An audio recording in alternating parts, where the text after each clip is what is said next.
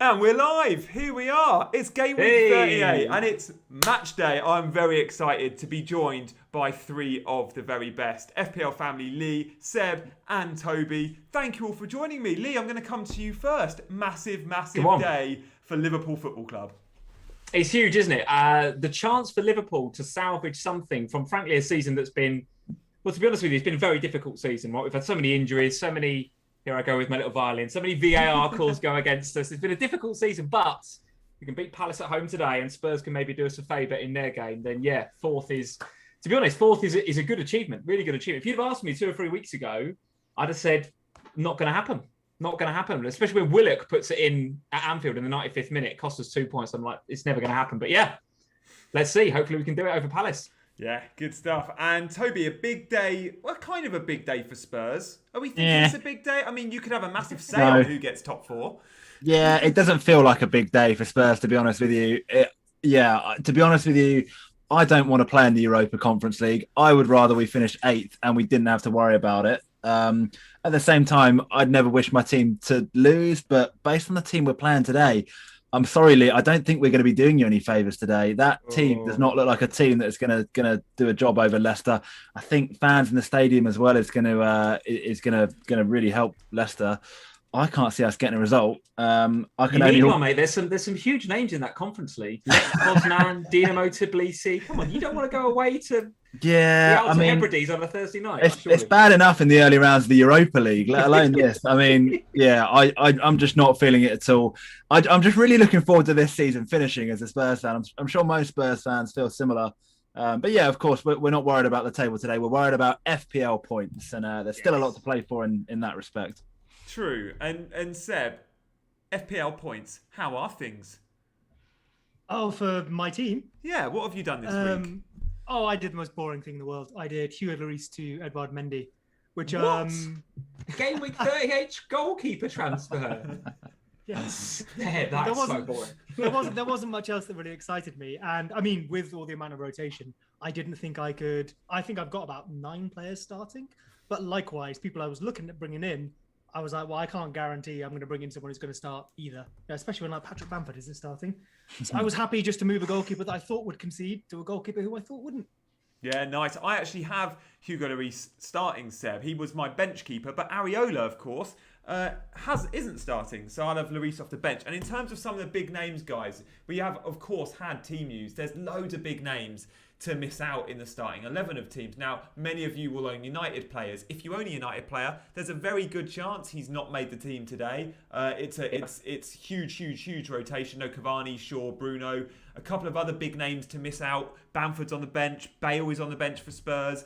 Areola I mentioned. The Man City lineup as we expect. Loads of changes. Aguero benched. Torres benched. Many of you have got those guys. Gundogan benched. So there's going to be drama. I think there's going to be loads of subs coming on with 20 minutes to go to maybe score some points for your FPL teams. Let us know in the chat how many you've got starting today. But I'm guessing there'll be loads that might, at the moment, struggling to be field 11. Tobes, how are you looking for your starting 11? Yeah, I'm looking all right. I took a -4 this week to purposely get quite a strong bench, knowing that I'd probably have to be relying on it a little bit. And that -4 didn't include taking Bruno out on the very, very, very slim chance that he'd play. I kept him in. But yeah, I've got Lingard first sub, Rudiger second sub, and Holding third sub. And yeah, I bought in Bamford was one of my my transfers in for the hit, which is slightly annoying.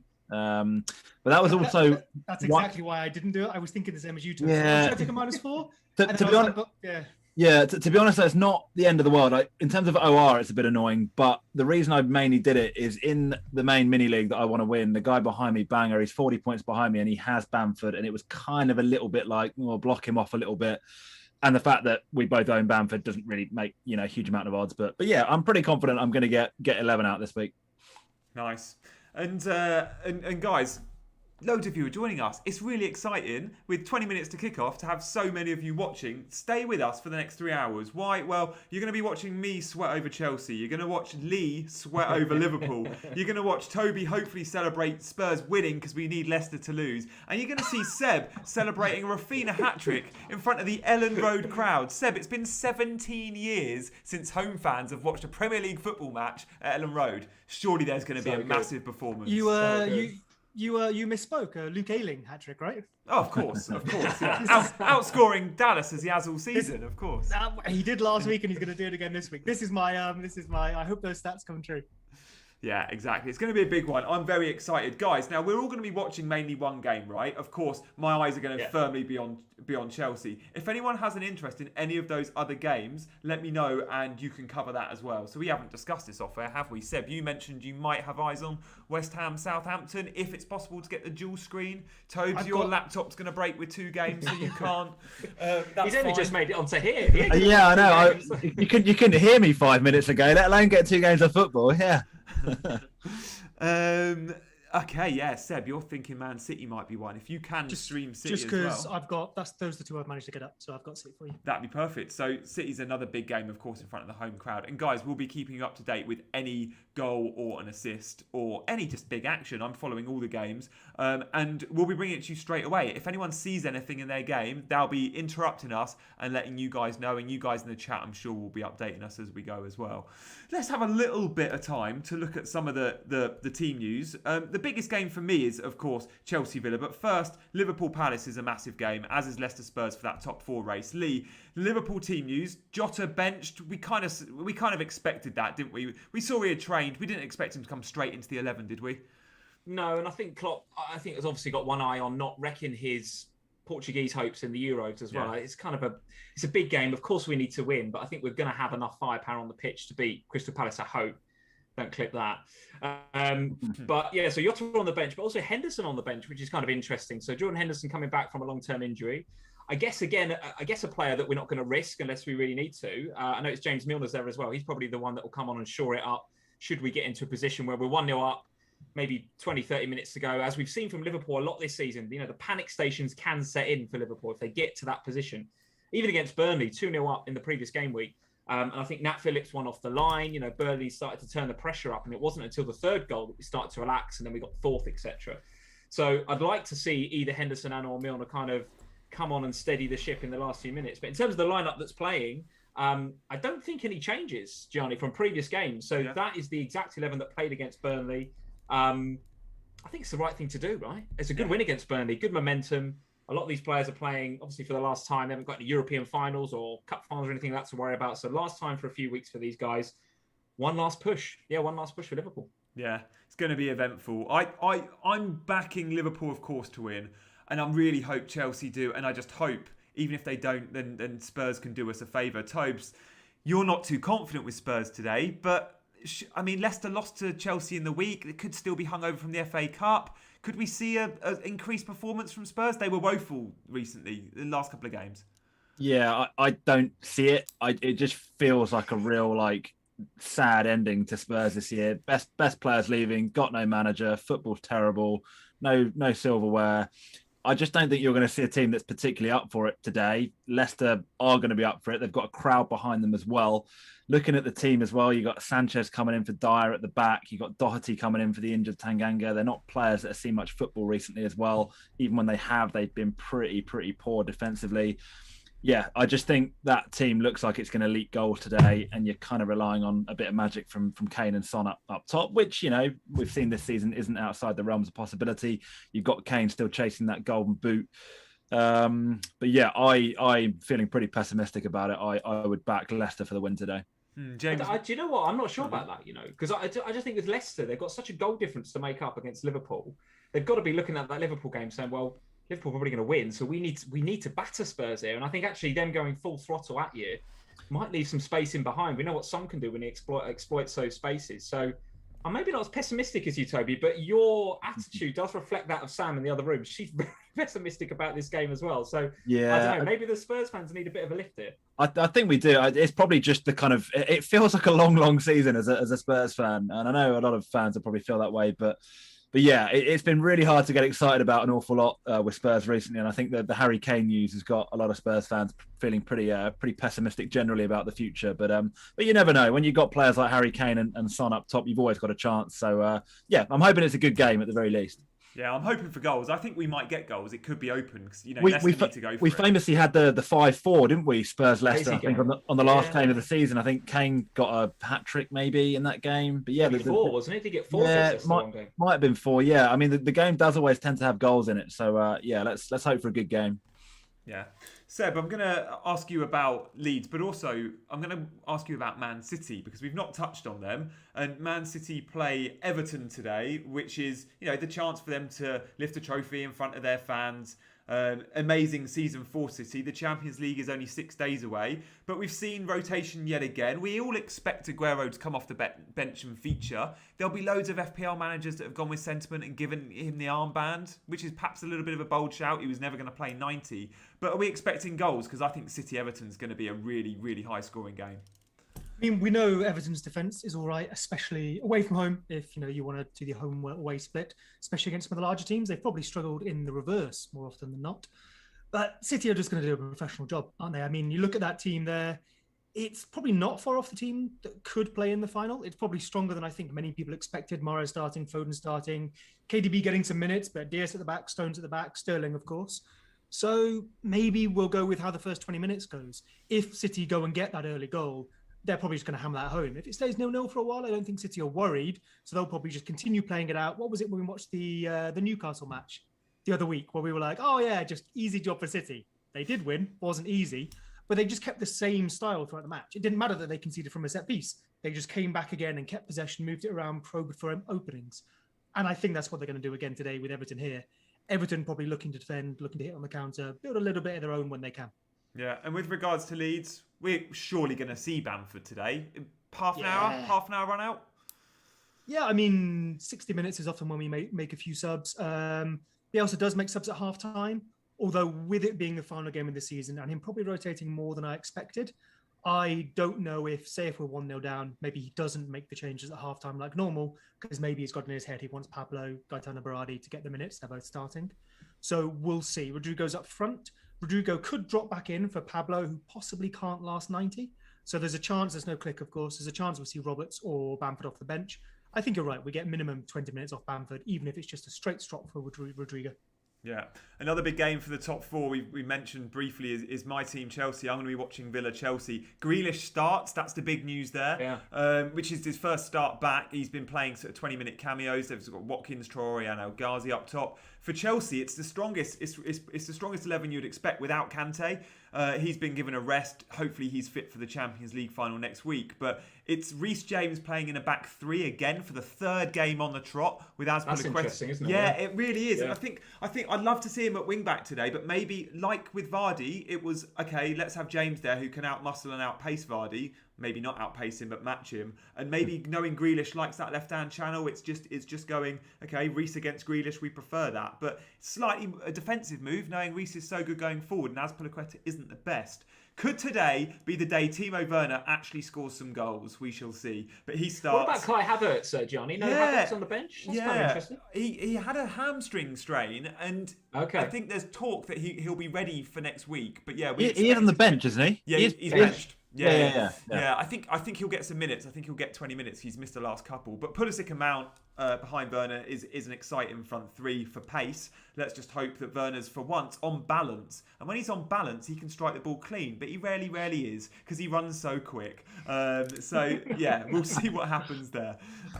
What do you guys think? As an outsider's point of view, I'm keen to know, who do you think is going to get top four? We've got to name 2 teams each. I'm going to start. I think Chelsea-Liverpool. Tobes, I'll come to you next. Yes, I would go Chelsea-Liverpool as well. Seb? Chelsea-Liverpool. Lee?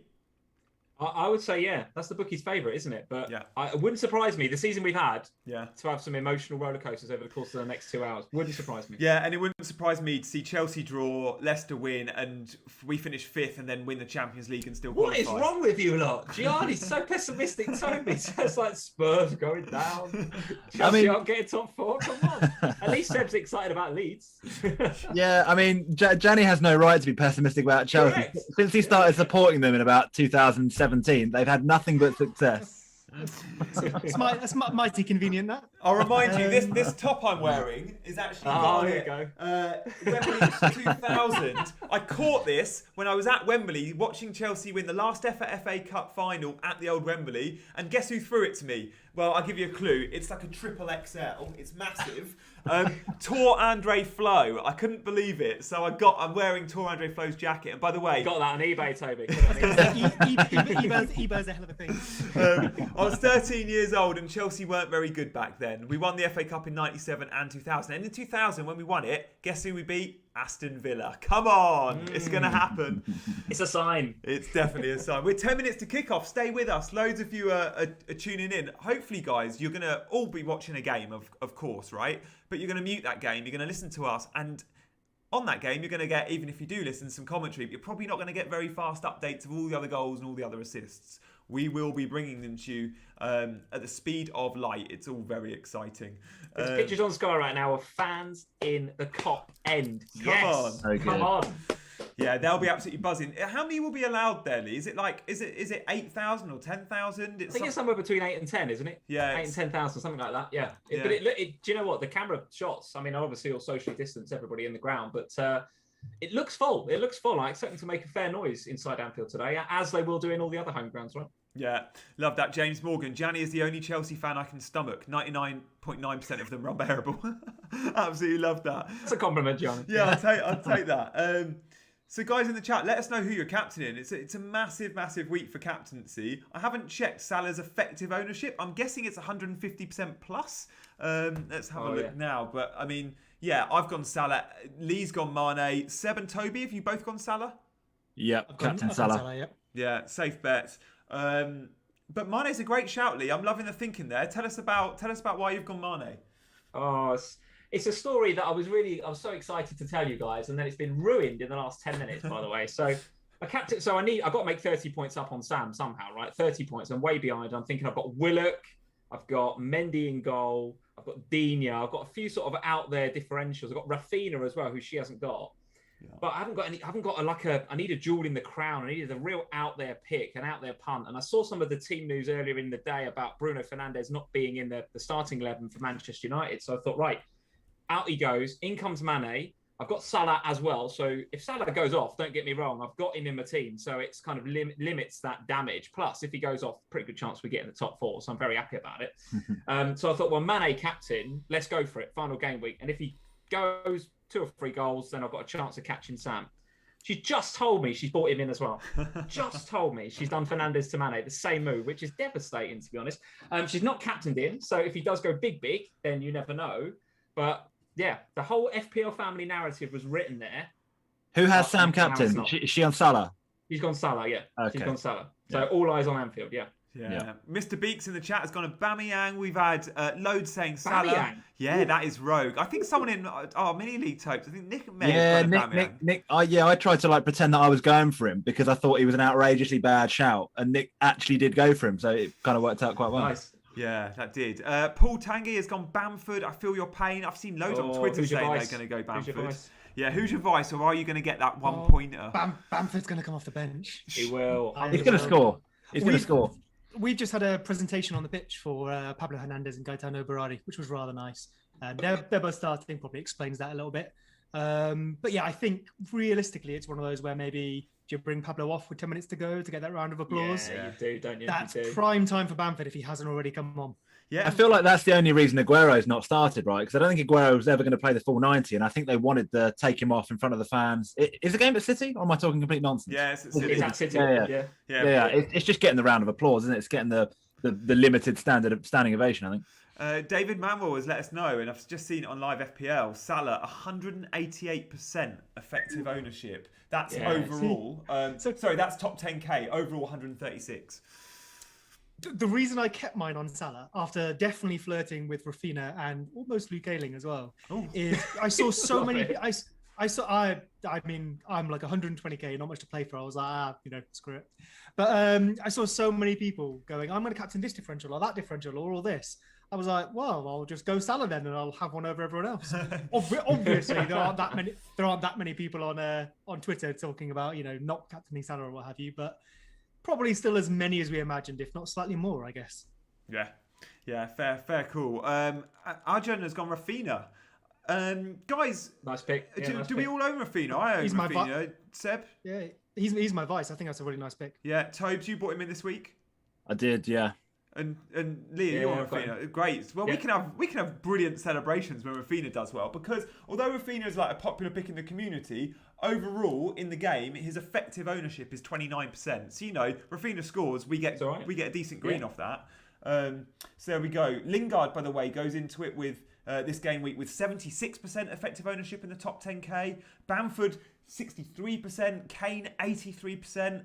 So these guys, even if they return and you've got them, you're not getting massive greens. Trent 82% effective ownership. So Well, Jan, do you have Kane's effective ownership? Because I think even though there's a lot of doom and gloom around, he's got a fantastic record against Leicester. He's chasing the golden boot. Yeah. Wouldn't be surprised to see him pop up with a couple today. That's more like it, Toby. Come on. There we I'm back. go. Kick-off's nearing. I'm getting excited now. We're going to win 5-0. That false Spurs optimism kicking in just as you get into 3 o'clock. It's the hope You that can kills still you. qualify for the Champions League, Toby.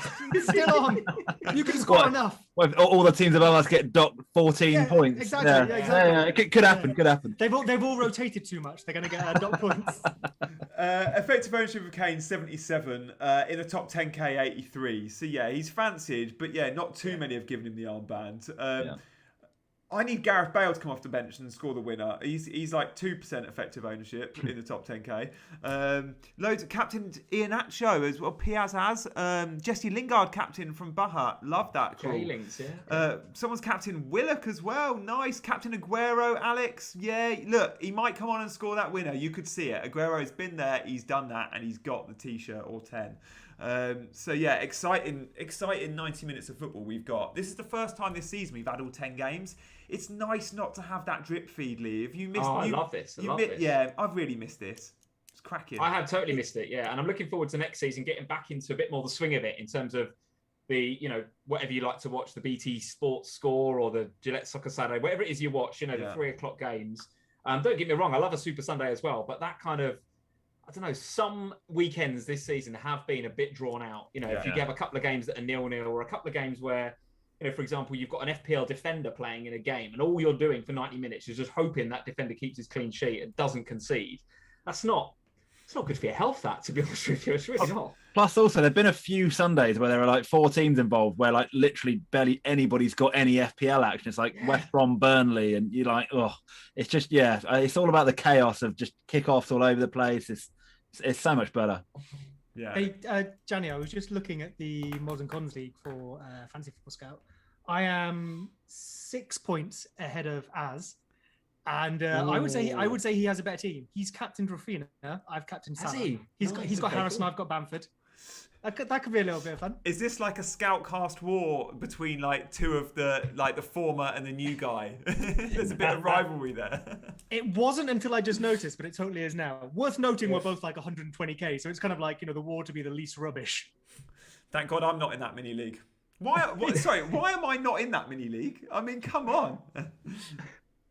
She's awkward. Surely they want someone to get the wooden spoon. Maybe there's a minimum threshold. Oh, ouch! That hurts. Where are we all in terms of overall rank and where we want to be by the end of today? Where are we? I'm 120k. Honestly, genuinely, I really don't care. I'm about mini leagues, but obviously 100k would be nice. But I really don't care. I'm out of my work mini league pretty much. Family one I've won. So yeah, maybe Az is my only target today. 100k this season is good, right? I don't, anybody that's finishing in the top 100k this season has been so unpredictable, so difficult, right? As FPL, the art of FPL, as long as I've ever played it, is looking at historic data over the recent past and trying to predict what's going to happen in the next weekend. And it's just been so difficult to do that this year, isn't it? Because of game cancellations and riots at stadiums and VAR and everything else, right? It's been probably, I would say, the hardest season to play FPL this year. So if you're anywhere flirting around the top 100k, that is a result, if you ask me. Really good. I've said the same thing to Gianni. It's where the cream rise to the crop, isn't it, Gianni? And those that don't know what they're doing sit at around 400k, right? No comment. That would have been good if you hadn't said the cream rises to the crop. Oh, God. Don't clip that one. Clip it. Where are you at, Toby? What's your overall rank? 20k. But it was... Wish I'd asked. It was about 13k 2 weeks ago. I've slipped a little bit. Yeah, could do with a good game week this game week to try and.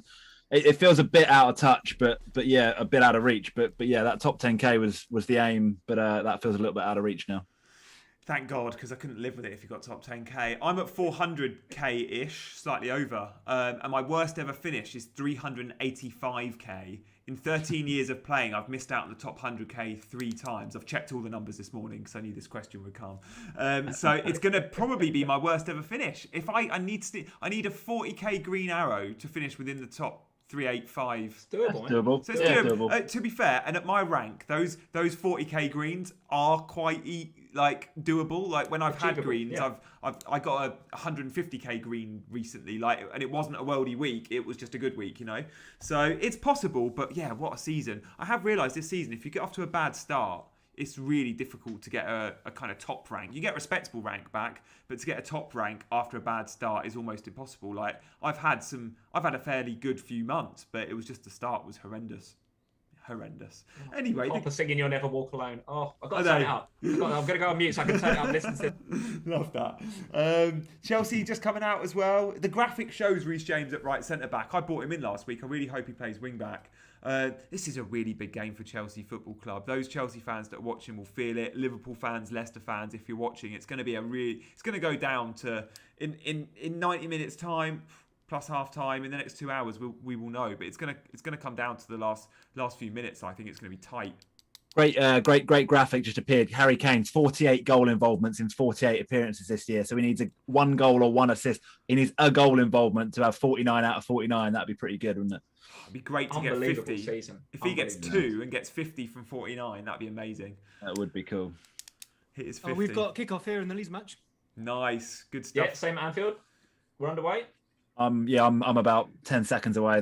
Deli's about to pop it back. Same, love that. Guys, if you see action in your games, or I see action in your games, I'll come to you for an update. I won't give any spoilers. So say it as you see it with your games. Immediately a yellow card for Liam Cooper. And I don't know if they're going to check it. He puts an arm into the face of a West Brom player. It's not an elbow, it's an arm, but that could be VAR red immediately, is it? Surely. I think the free kick's about to be taken, so I don't think they are going to check it. But there's a solid start there. Liam Cooper in front of the fans. He's one of the. I was going to say, get the crowb back, punch someone in the face. Get the crowd on your side. That's like, when they say like Sunday League, they're like, let him know early, lads. Let him know early. Keeper's gone and given him one. Good on him. Yeah, let him know we're here. Old school centre back. The Villa fans are really going for it as well. Like loads of close-ups of fans, which is brilliant to see. But it'll be one of the better atmospheres in the Premier League today at Villa Park, I'd have thought. It's a great stadium, Villa Park. Been there a few times. Really, really good place to watch football. It's not been good for Chelsea fans over years. Like it was always my easiest Chelsea away game to go to as a kid. 1, because I could always get tickets because they have a big away fan allocation, and 2, it wasn't too far. So me and my dad used to go to the Villa away game quite a lot, and we always used to lose. I'm sure we always used to lose. So I don't have great memories of going to Villa Park. Yeah, I've just got kick-off now. Let us know in the chat when and if you see goals. We're following those 4 games that we're watching. I'm on Chelsea, Tobe's on Spurs, Seb's on Leeds, Lee's on Liverpool, of course, and I've got my eyes on the 6 others as well. So we're going to have. Are you going to try and keep stum, Jan, if there's a goal that goes in one of our games that you? Yeah, fair. Okay, cool. Yeah, I've got the Liverpool game on fairly live. I've got it on Sky in front of me, so that should be fine. But all the other games, I've got just text updates on Twitter. So if I see anything that's outside of Liverpool, I'll keep stum. Yeah, good stuff. Or if you see anything that's outside of your own game and it's not one of our games, then go for it and update us. So if you we've just had Carl Bartley go close from that free kick. There's no Pereira there today, I don't believe. So comes in from the right. Carl Bartley, who used to play for Leeds, who's a centre back, heads it really well and puts it quite wide. But it was a good little chance. I thought you said he took the free kick. I was thinking, what centre back? Oh Bartley no, he was on the end of it, man.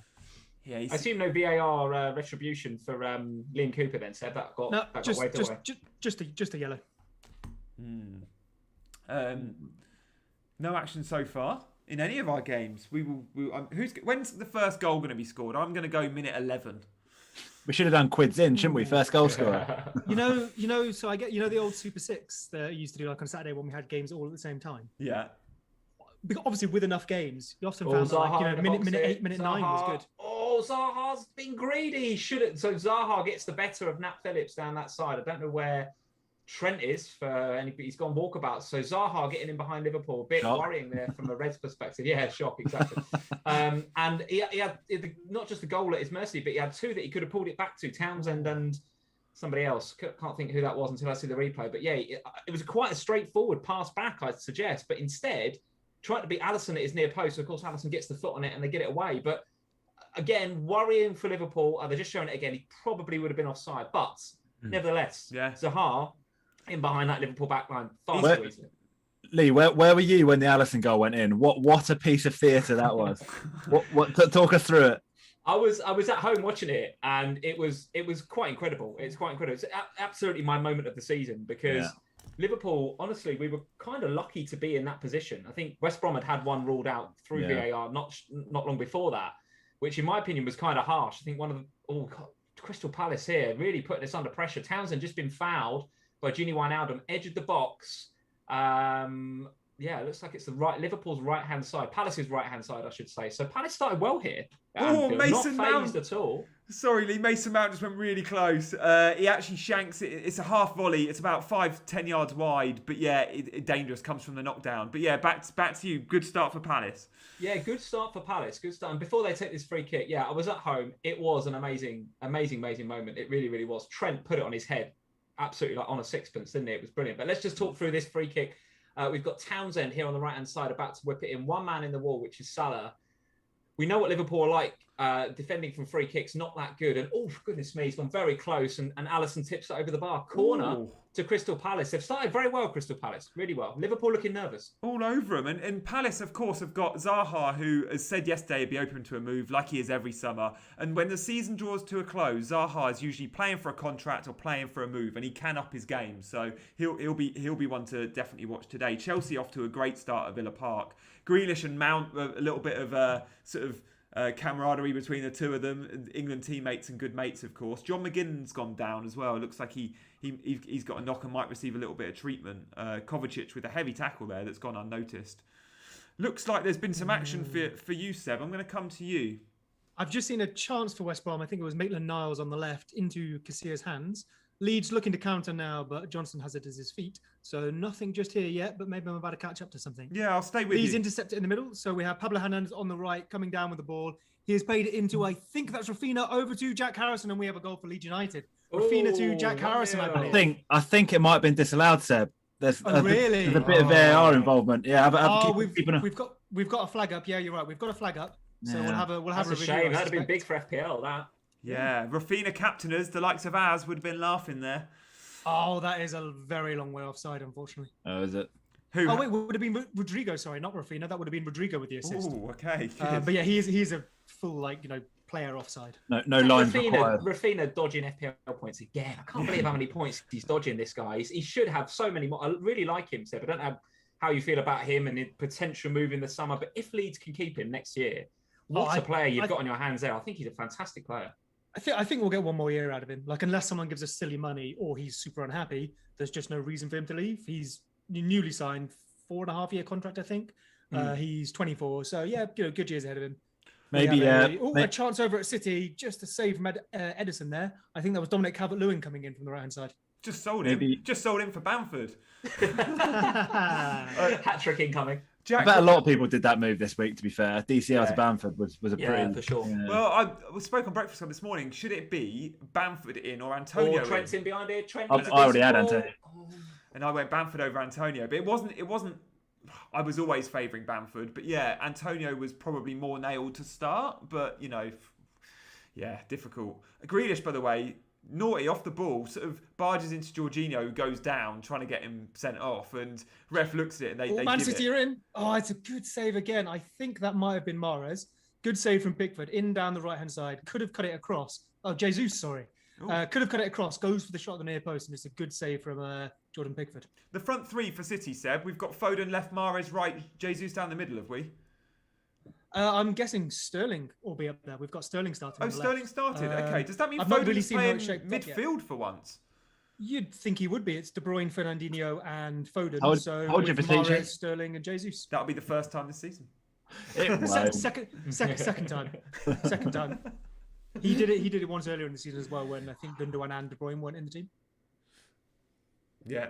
According to Transfer Market, he's done it like 15 times this season. I think he's done it a bit in Europe, right? I don't think he's done it much in the Premier League. I think 1 or 2 times he's done it in Europe. I've not Quite seen possibly. it. No goals yet. We're 7 minutes in at Villa Park. You guys must be approaching the 10-minute mark as well. Any action for Spurs, Tobes? No, there hasn't really been a chance. The only bit of play really was a good ball over the top from Alderweireld that put Son kind of in behind, but going out towards the kind of edge of the 18-yard box. Nothing really came of it. But Leicester have got a corner here at the moment. But yeah, neither team has really fashioned a decent chance. Not been a lot of action to be frank. 8 minutes in. Yeah. Seen a bit on Twitter, Gianni, that United could be a couple of goals up already. Elanga playing particularly well, taking his chance in that side today. So yeah, eyes on United and that B/C team. They seem to have started pretty well. Yeah, John Stones just goes close there. Mahrez free kick in from the right. John Stones gets up, heads it well over the bar. Nice. Okay. Louis Ashton in the chat says, yeah, Langer, big chance missed. Thank you, Louis, for keeping us up to date with United. In terms of FPL interest, there isn't a huge... The good thing about overall rank for all of us, if you don't have a United player, it's quite a nice little green already because none of the United players are playing and they're always so highly owned. So for all those that have a Shaw or Wan-Bissaka or any of the midfielders, it's pretty nice. Seb, did you start Shaw? Oh, yes, I did. Should get Luka Dean. Oh, Salah's in here. Salah's in.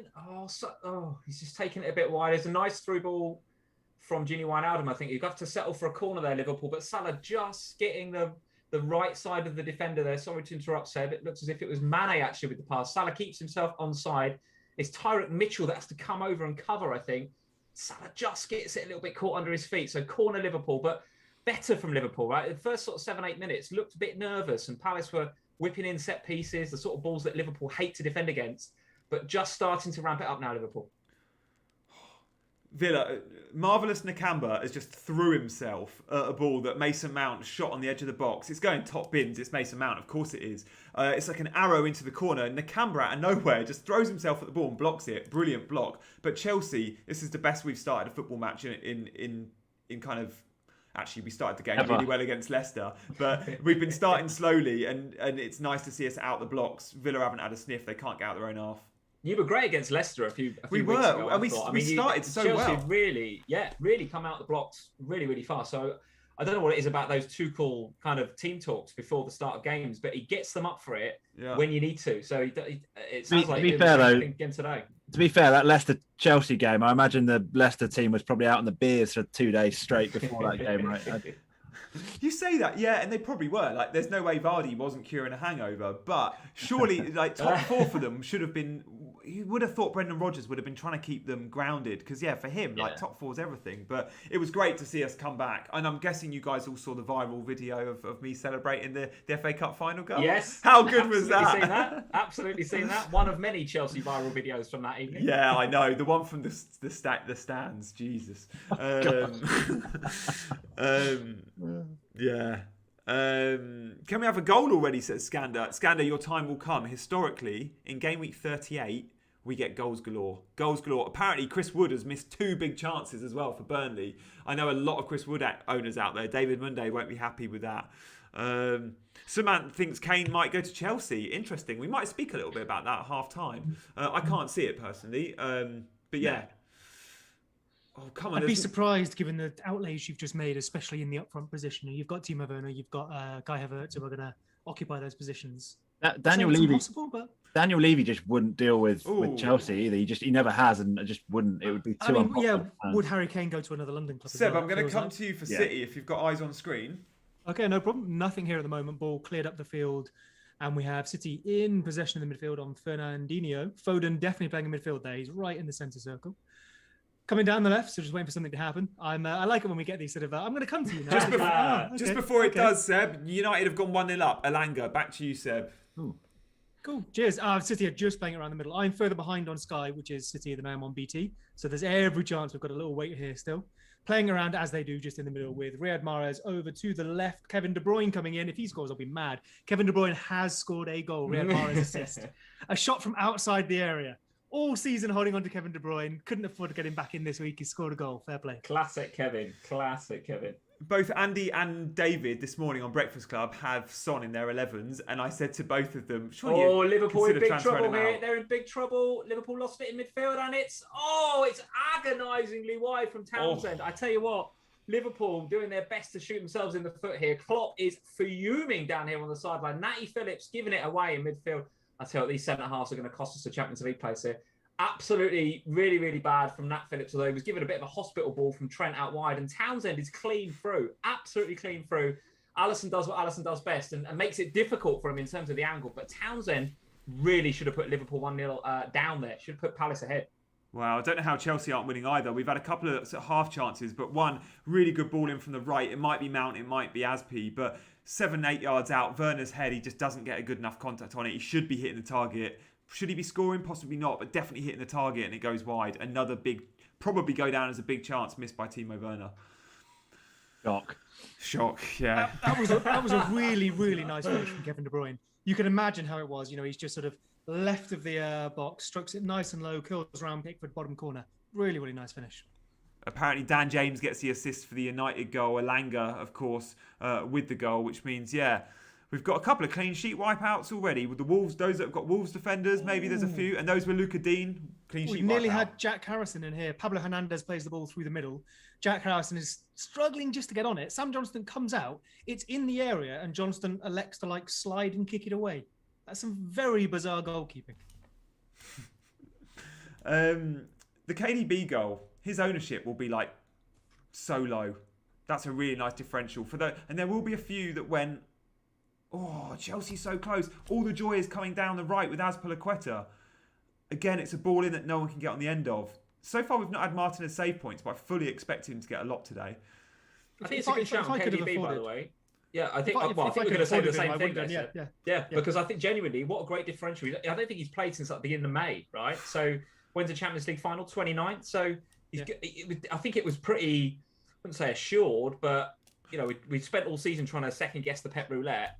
There's a pretty good chance he was going to play today. So if you had another goal, another goal of Etihad. Gabriel Jesus has sold. Oh, Gabriel Jesus. He sells the defender on a lovely dummy, cuts inside onto his right foot and puts it in the same corner that Kevin De Bruyne does.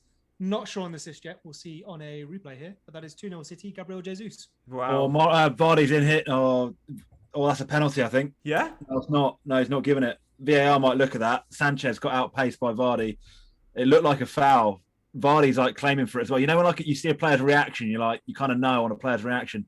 I don't know. I think they're going to look at that and they're playing on as we speak, but I think it'll be checked. Tobes, what's your gut? Pen or no pen?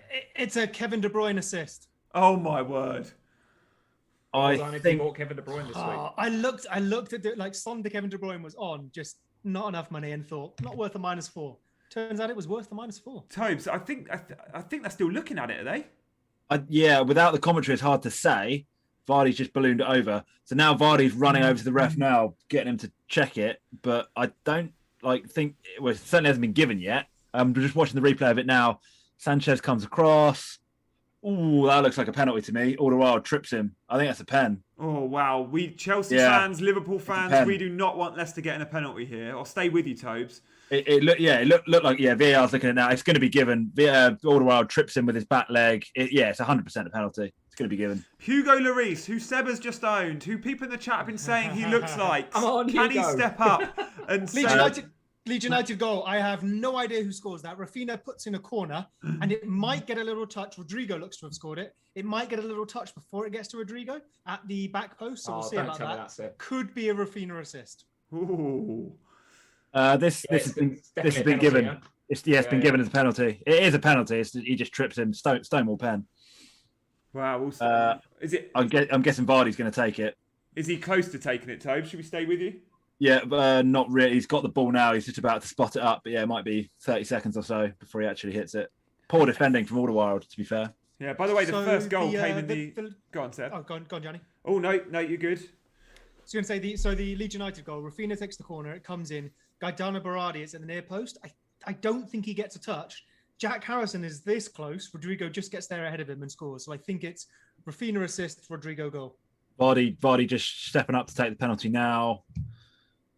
Oh no, bit of a delay. Referee's respotting it. Sorry. Horrible kit. Leicester have got a new sponsor. It's not looking good. It's not very nice. It's a bit like, it looks like something someone's designed in word art. It's horrible, isn't it? It's like paint, isn't it? Yeah, right. Vardy running up now. Takes penalty. Bang. Sends Lloris the wrong way. Goal. Good penalty. Yeah, probably deserved on the strength of the play. I'd say Leicester have edged it. Yeah, 1-0, probably fair result.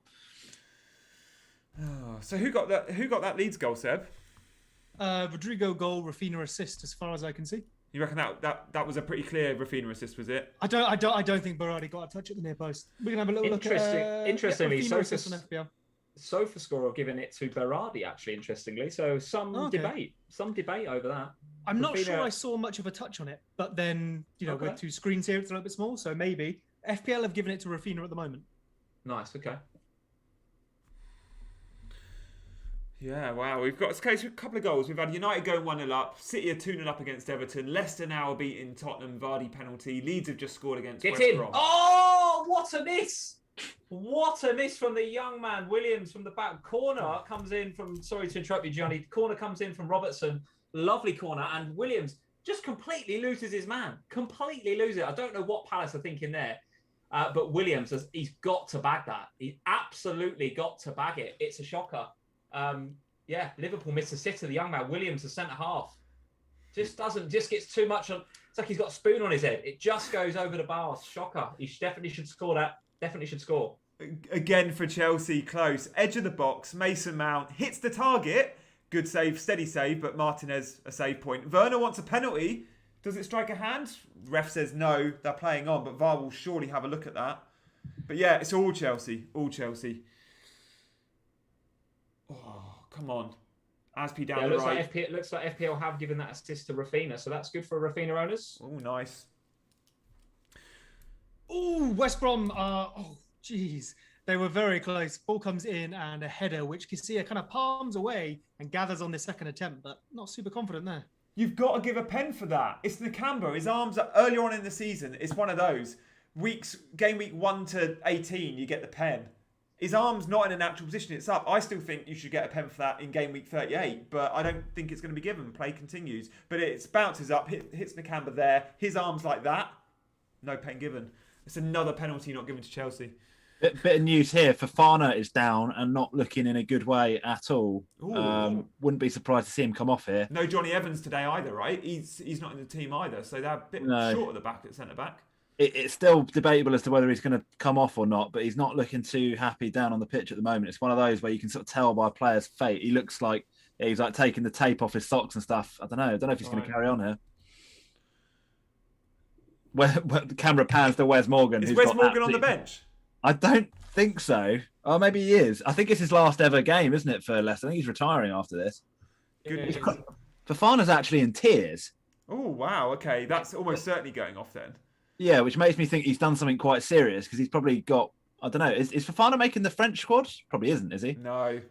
No, he missed out. Did you see what was doing the rounds? Like the French squad and then how many missed out? I saw some of the players that missed out are better than some that got in, like Theo Hernandez. Sissoko got in the French squad, which is out bloody rageous. Yeah, well, even worse, Zuma got in and Upamecano didn't. Yes, indeed. Fofana has come off and he's absolutely bawling his eyes out walking down the tunnel. Wow. It's a shame for him. It's a shame. Timo Werner, saved by Martinez. What did he actually do? I didn't see it. I just saw him lying on the floor. So Mendy has come on to replace him. So it's a bit of a reshuffle there because obviously Mendy doesn't play at centre-back. They'll have to go to a back four. Castagna centre-back. And Ndidi dropping back? The camera's panned to Ndidi now, literally as you said that, which makes me think they're talking about him dropping back.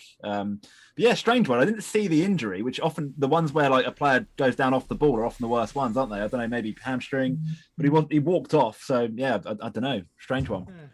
Timo Werner shot, saved by Martinez. Martinez getting the save points, clocking them up nicely. Sorry, we got a goal in the Fulham game as well. Newcastle have scored, but I don't know who. Areola for Batici. Seems if it's Joe Willock. Yeah, good chance. Would that be his 7th game in a row that he scored if he does? Oh goodness, something like that. Yeah, and he's not even played like half of them. He's come off the bench for about 2 minutes as well. Just while we're waiting for that Newcastle goal to come through, KDB's ownership in the top 10k 0.7%. Oh, If you've got him, wow. that is going to change the mini leagues. That is goal and assist. He'll be on for 3, but he'll probably get the 3 bonus now unless there's loads of other goals. So yeah, he's on for double digits, easy. I'm hearing it is a Joseph Willock goal. Oh, that is kidding me. incredible for the young man. Absolutely incredible. How have I not picked him? He was my differential on the Scoutcast 2 weeks ago, and I've ignored him 2 weeks in a row for my actual team. Talk about form. I mean, goodness me. You're right. That's 7 or 8 games in a row now for the young man. It's fantastic. He's actually got more goals. He's got more non-penalty goals than any Chelsea player, Gianni, if you notice that. But because I think your top scorer is Jorginho, isn't he? With So 7, Willock, yeah. absolutely flying at the minute. 7 in a row. Goodness me. Oh, overhead kick from Mount. Another save by Martinez. This is ridiculous. Might have been Pulisic. I just assume every time we shoot it's Mount, but actually I think that was Pulley. But yeah, he'll definitely be on. At least made 3 saves, probably more. Yeah. So Gundogan to De Bruyne and Gundogan to like Willock and Son to KDB, which is something I was considering, or Jota. Could have been real good, right? Real good, mate. And you probably would have captained KDB if you owned him. No, I wouldn't. Nah. That would have just been me trying to, like, I don't know, prove a point, like the Luke Ayling thing. I probably would have captained. It was Salah or Rafinha, really. Nice. Well, Nick Davies in the chat. I got Willock in a few weeks ago, all because of Seb's advice. There you go, Seb. It was worth it. That makes it worth it. There you go, Seb. Ignore all the rest of my advice. Just focus on that one. Focus on that one. Yeah. Okay. So did we? So let's have a look. See who got the assist for Willock. Oh, no assist given. Give it to Joe Willock. Yeah. Oh, Sheffield United. Hello. Looks like Sheffield United have scored. No, they haven't. Kev Mack is the most reliable source I know. Hey, Kev. Hope you're well, mate. And yeah, looks like they've scored. And Sheffield United, of course. Well, that's a bit of a turn up. You don't expect them to be beating Burnley. Any Burnley clean sheets out there? There might be. There might be some Burnley defenders out there in the FPL world. Harry Kane with a chance. Oh, sorry. Kane had a shot just from the edge of the box, but yeah, got blocked, as you were. As it stands, Leeds are joint 7th in the Premier League, Seb. That's insane. Just that so you is know. such a good result. Is that Europa Conference? Is that Europa Conference? No one say second season syndrome. Oh, it's McGoldrick, McGoldrick, isn't it? 7. Oh, you're kidding me! Come on! Oh, you've got to score. You've got to score, Mason Mount. Left foot, half volley. 7-8 yards out. I bet you, if we watch back the highlights, Mount hasn't had a kick and hasn't touched it yet. Yeah. Oh, it's literally just right at the penalty spot, perfectly on the bounce. I believe that's Money Mace to you, Tobes. Money Mace. Sorry, yeah. That's Ryan Mason. Oh, McGoldrick with the Sheffield United goal, by the way. Tuchel's not happy with that. You've got to score. That's not one when you say you've got to hit the target. That's you've got to score. And Money Mace, he's blazed it over in front of Gareth in the stands. Southgate, of course, choosing to watch Jack Grealish and the Chelsea lads. Interesting. Traore, by the way, off for Wolves by the looks of it. I don't know if that's a red or if that's an injury. Traore against United. Although, yeah, there's going to be not a huge amount of United interest on the defenders there. How's Salah looked, Lee? He's okay. I mean, Liverpool just starting to ramp up the pressure, just starting to territorially be a bit more in the Crystal Palace half than otherwise. But Crystal Palace, always a threat on the break. Always a threat on the break. And you know what Liverpool like? If they lose it in those dangerous positions, they've got Townsend, they've got Zaha, they've got some pace there. But Salah looks okay. He's had one big chance saved by Gaeta. Would you cast as a big chance? I guess you would. It's a tight angle on his side. But having been put in that position by what can only be described as an amazing pass from Thiago, who is really coming to the fore recently, perhaps Salah should have done better. He's been brilliant. He's been much better your last recently. couple of matches, he's arguably been man of the match for the last couple. He's been very good. Trent's been good too. Yeah, I think since Fabinho's been back alongside him, I get the feeling Thiago's one of those players that he needs that sort of insurance policy next to him. He needs that more defensive-minded player to kind of put his arm around him and say, you go do what you want to do, right? And since Fabinho's been there, it's had a real positive effect on Thiago. I could see that. Yeah, and the assist for Salah would have been really, really good. So to answer your question, he is involved, but still 0-0, 30 minutes gone at Liverpool, so 27 minutes gone. Salah looking more likely than Mane, put it that way. James Morgan in the chat. Lee is sound watching. Not heard any yells yet. You'll hear them when Harry Kane scores. She'll be in for the occasional guest appearance as well, James. Louis says, Willock for the Euros. Love that call. I don't think it this time round, but one for the future. Arsenal have got to bring him back first. Gaz says, Gianni must be watching Mount's highlight reel on YouTube. I love that. Bench Shaw for Loughton, says David.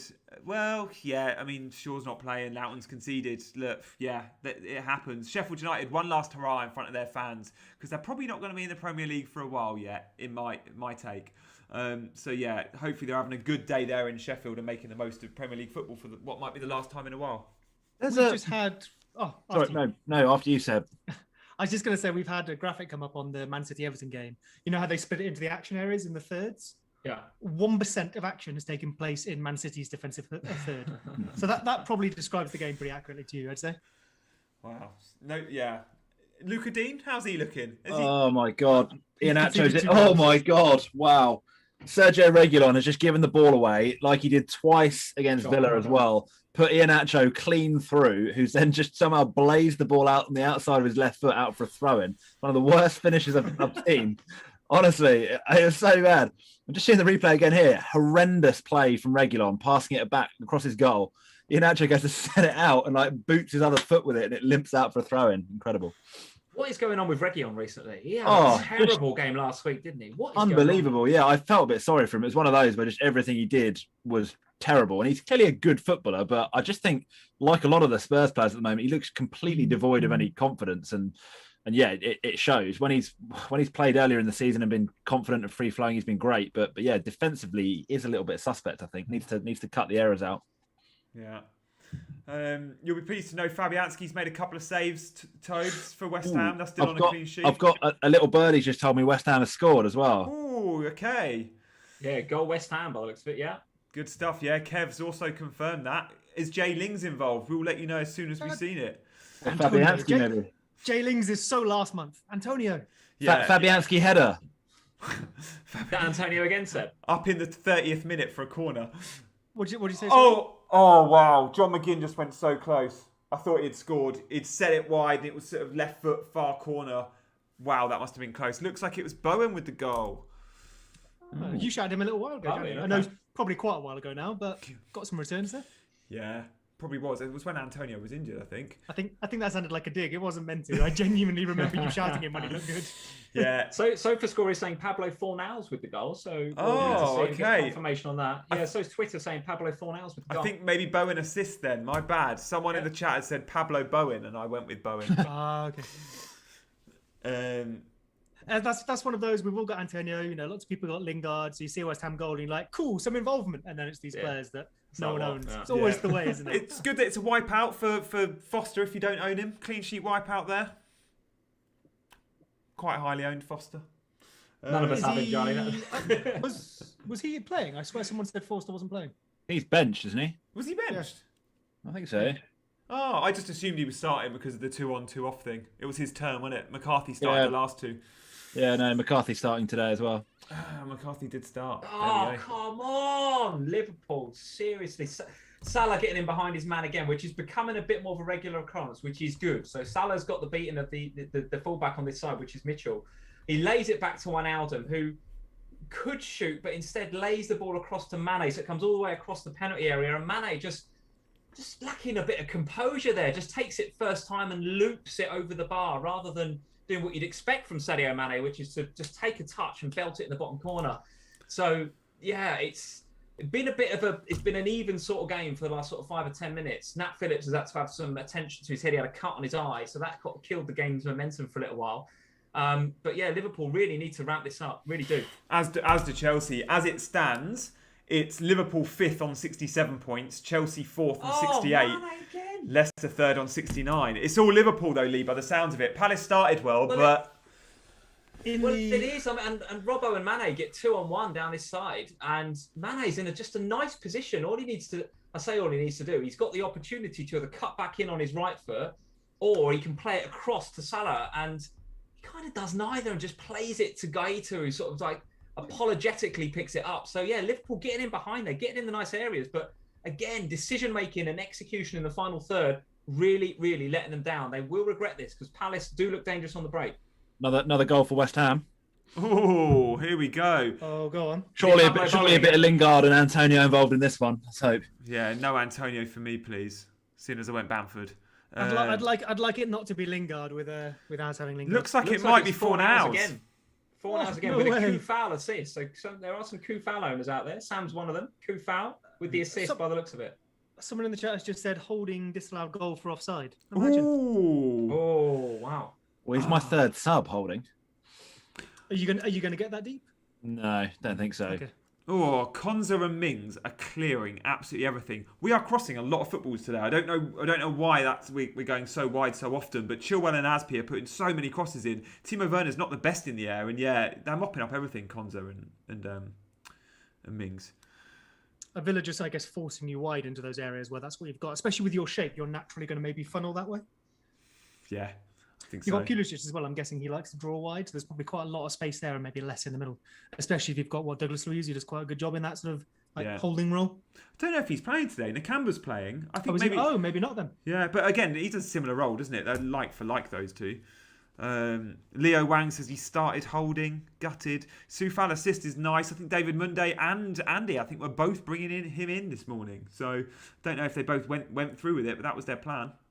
Big shout out, Gianni, to our friend Joe from Fantasy Football Scout and his goals imminent table. His goals imminent table for Gameweek 38 had Diego Jota at the top and then Pablo Fornals second on the goals imminent table. So if you're a Fantasy Football Scout member, that is the place to be. The goals imminent table absolutely is one that you need to look at every single week. Yeah, I really, really like the goals imminent and assist imminent as well. Obviously, it lists, say, a dozen players. They're not all going to return, but it's a really nice percentage play because it basically goes, this person is getting really good chances and probably should have scored by now. It doesn't mean they're going to score, but if you're trying to find players that others haven't noticed, well, they've got the same underlying stats or better than people who are scoring goals, but they haven't. So it's quite a nice one to grab. Finish it, Robbo! Oh! So Salah again gets the better of his man down this side. Plays a very nice ball. Oh, sorry, Seth. I appreciate you doing a promo for the Scout. No, please. please. Salah beating Tyrick Mitchell all ends up, plays it all the way across, and it's not Mane there. It's Robertson ghosting him at the back post, and again he sort of like plays it across rather than being clinical about it. But put that in. Yes, that's gone in. That's gone in. That can't be very hard. 1-0, and it looks like it is Sadio Mane. Oh my God. And it's the most un-Sadio Mane goal you'll see. It's a goal-mouth scramble that comes from a corner. I'll wait to see the replay. But yeah, Captain Mane coming in for Liverpool. I'm going to not celebrate too hard because you never know with VAR until we've kicked off again. But right now it looks like Mane has given Liverpool the lead from a Robertson corner. Let's just see it again. Robertson coming in.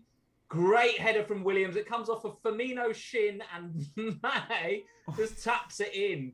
Absolutely scrappiest goal you'll see all season. But yes, 1-0 to Liverpool, and it's Sadio Mane. That's huge. So Firmino gets the time, Gianni. Firmino gets the assist, does he? Chelsea boys. It's very. It looks much like so. a Firmino assist. He didn't know anything about it, but it's a Firmino assist. Wow. Looks like Everton might have a penalty. Interesting Everton. for those that have got Man City defenders. We have Richarlison is through on goal through the middle here, and John Stones might take him clean out. Oh, we're going to need Red. to see a replay. Ref's gone to his pocket for a yellow. Interesting. We're going to need to see a replay on that. That might have been Ruben Diaz as well. My recognition of players on these small screens is all off. I don't think Edison touches him. So Luca Dean? Ruben Diaz yellow card. It's Siggy on the pitch. Imagine. Can Dean please take I'm the not penalty? sure. That would be very good. I mean, it would probably still be Richarlison's on the pitch. Richarlison ahead of him, wouldn't But it? how good would that be? I'd like that. That would work. I think DC. Gilfie's on the pitch as well, so yeah, he'll take it. Oh, God. As it stands, Chelsea are not getting Champions League football until next Saturday when we win the Champions League itself. So, Loads of time to go yet, Gianni. Loads of football to be played. Oh, this hurts. Oh, I've just seen. So looking at the replays, it's one of those where like it totally is a penalty, apart from the fact that he might not touch him. Like Ruben Diaz dives in, completely misses the ball, cleans Richarlison out. Apart from the fact that I think Richarlison goes down without actually getting touched. Right. So if VR will be looking for like a little touch on an ankle or something like that. But I've just seen what happens to the Everton penalty. Would you like to know? Or are we going to wait for it? Oh wow.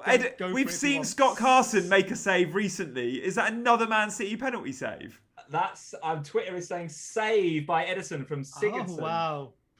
If you've got Edison, you've held on to him for this long. Oh, Fair play. Tobes, you were Penalty looking zone. at Edison. Luis Mendy, not Edison. Yeah, Oh. but then he also got dropped, didn't he, last week? So I'd have probably rage transferred him out. No, my luck. Edison save. That puts Edison, will probably, if he keeps a clean sheet, it'll be top of the bonus, even with Kevin's display. But yeah, you get... Oh, Son! Oh, how have you missed that? How have you Son, missed? Oh, we need Son to score. Sonny boy! Dele Alli has put him clean through, and he's taken a horror touch that nearly went to Kane, who nearly put it in.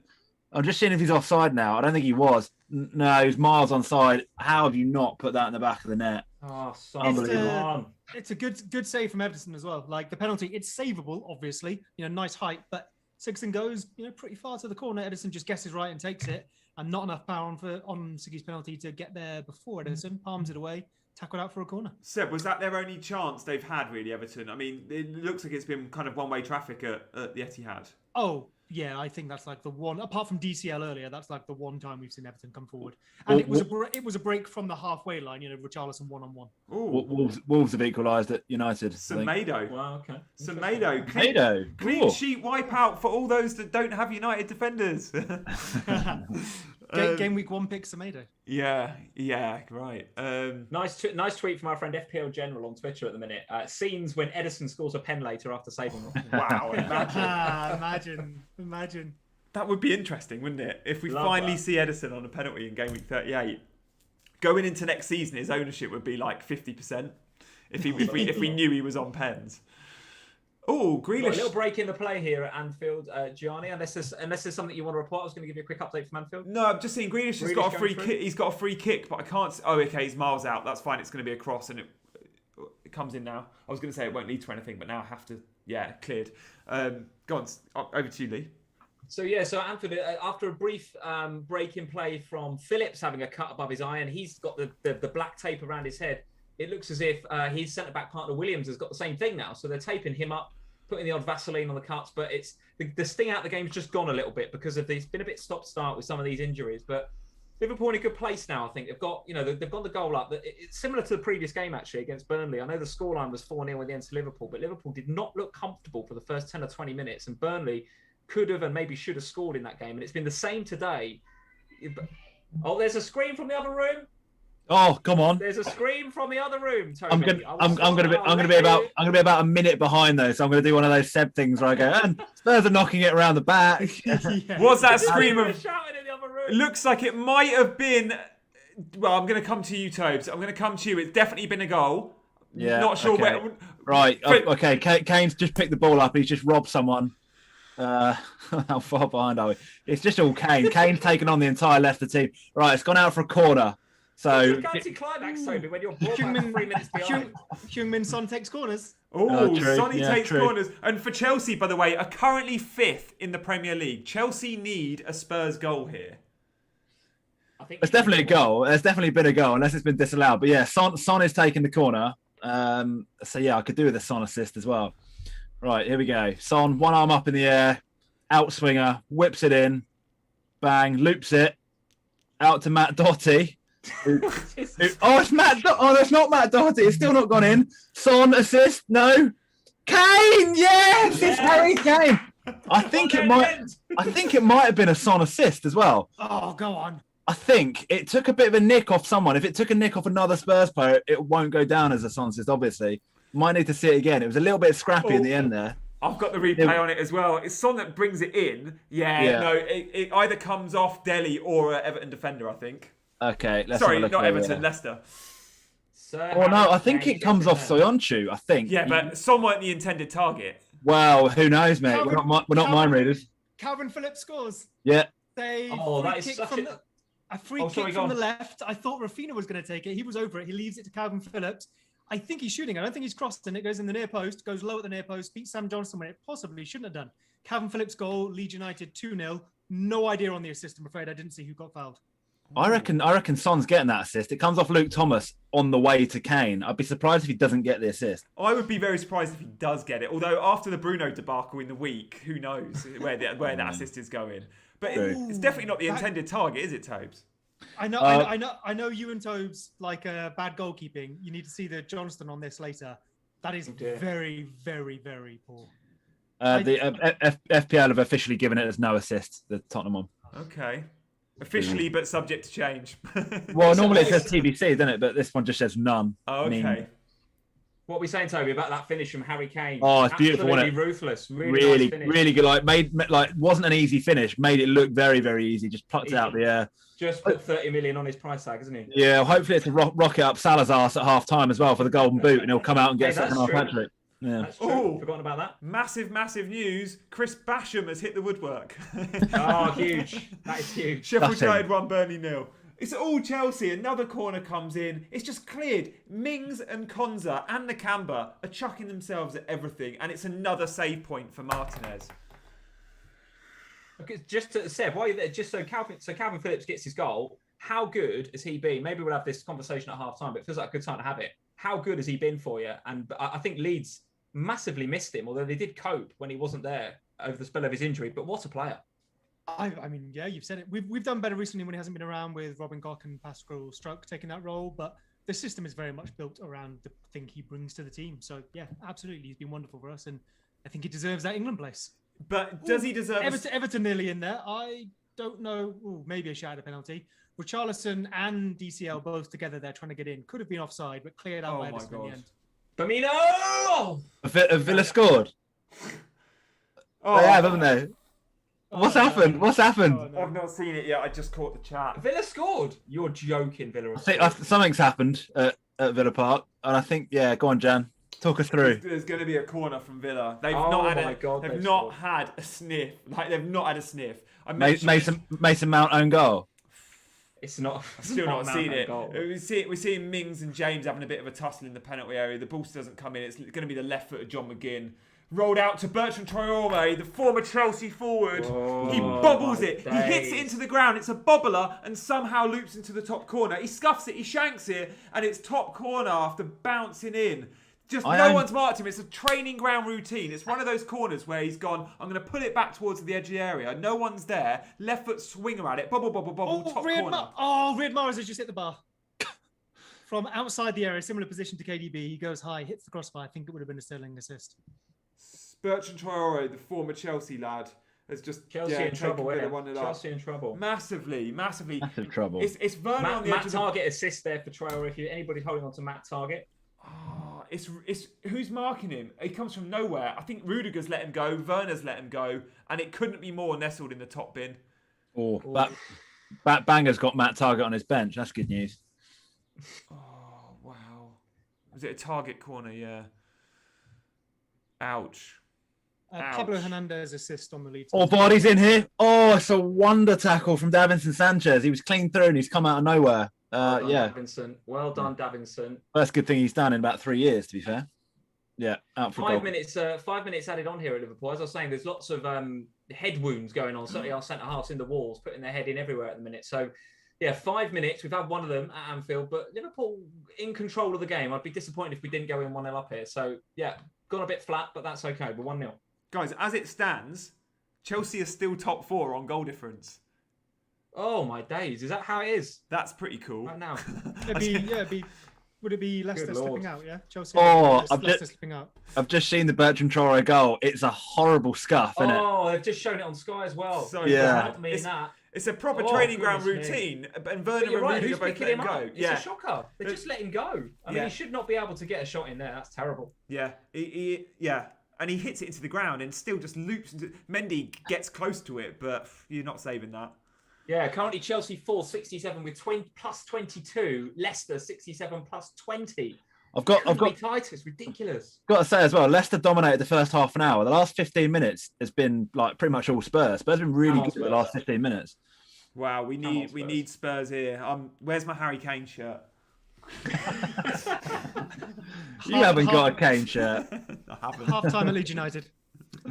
Oh, penalty United. Van der Beek has won it. Now, I've seen a few people in the chat saying they saw the team news, the alleged sort of lineup, and they brought in Van der Beek because of it. That's an interesting Gameweek 38 punt. Let's see who takes the penalty for United. Van der Beek, who will get the assist if they score. Well, Green would take the penalty potentially. He's not on the pitch. He was in the league lineup. He was in the league lineup and then wasn't in the 11. That was the only error. Oh, really? All right, I missed that. Okay, fair enough. Where's Bruno when you need him? for the Yeah. United penalty. Who is going to take it? One of the randoms we matter. Elanga. Matter? Matter, probably Matter, right? One to the left. No, I think Matter's actually right-footed. You know. It's a penalty. Bruno Fernandes is going to sub on and take it, isn't he? Obviously, this is Like Juan Mata is definitely left-footed. Well, no, Isn't he? yeah. Juan Mata's left-footed 100%. is he definitely? 100%. Yeah. Yeah. Well, Trent, whip it. Oh. He only played for your club for a few years, Gianni, and was your best player. Oh Don't no, worry I've about got it. Gianni didn't support Chelsea when Mata played for them. Yeah. No, do you know when we won the Champions League final against Bayern Munich, it was a Matter corner for the Drogba header, and yeah, of course, it was a left-footed in-swinger. Oh, That's weird him taking his weak foot. That's an interesting decision. takes it with his he takes in-swingers on either side. Will it be Tellez or Matter that takes the penalty? That would be interesting. Tellez used to take them for Porto, actually. So He that's did. a good shout. It could be Tellez. Great shout. Let us know in the chat when they score. No one's Looks like watching it's that game. half-time at City as well. Gianni 2-0 to City. Fairly routine win, I'd suggest. It's a good warm-up for them ahead of the Champions League final. Yeah. So, I know that's not what you want to hear, by the way. Werner, by the way, just been put in the book. Jorginho yellow carded as well. Chelsea, and they're losing their heads here. The United have scored the pen. Oh, okay. And who scored it? Don't know. Oh, Matter.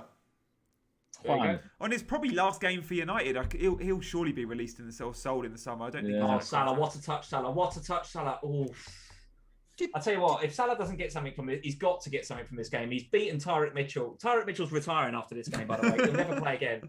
Salah has got him on toast every single time. He takes it out of the air, turns him inside out, and just again, Salah's. Oh, actually, to be fair, Mitchell gets a touch on that, and it's a corner. So I will take it all back, Tyrick. You can come out of retirement. Thomas Tuchel is sprinting down the tunnel. I've never seen him do that. The whistle is gone, and he's run from the dugout all the way to the corner flag to get down the tunnel at Villa Park, which is in the corner. He won't be a happy bunny. We've had all the chances, and then one out of Such a nowhere. knife edge, isn't it, for Chelsea? It's such a it could be such an incredible season or such a terrible, well, not terrible, but it's really all or nothing, isn't it? It would be terrible if we don't make top four and we lose the Champions League final. It's a shocker, yeah. It's a shocker. We've lost. That would be 2 finals we've lost. Yeah. Chelsea's record in finals of late is bad, isn't it? You've lost like 8 out of your last 13, I want to say, 12. I don't know, but it's The been other thing lot. is that City have been preparing for this final for the best part 2 or 3 True. weeks. He's been playing players when he wants to play them, rather than he's got to play them. So he's just keeping them all fresh and ready. Yeah. They've got this final in their mind for the last month or so. It's going to be a tough ask of Chelsea, I think, in that final. Yeah, it really is. And you're right. Like the prep, Pep has been able to manage minutes exactly how he wants to with every single player in that squad. They've all had a nice rest, or they've all had the minutes they need. And Chelsea will go into it, frankly, exhausted. Like there's a few Chelsea players that have been playing every minute God sends. You know, the likes of Mount and James and Aspi and even Thiago Silva and Rudiger. These guys need the occasional rest, especially and they're not getting it. You know, so yeah. Drama. Half time at Anfield, though, the whistle has gone, and the players are walking off. Klopp looks relatively happy, I think. But listen, like I said, that first 20 minutes could have been very different. The Townsend chance, where he's put it just past the post, could have made for a very interesting game, to say the least. But Mane gives us 1-0. It was a very, very scrappy goal. But listen, we'll take any goal at the moment. We'll take any goal. Yeah.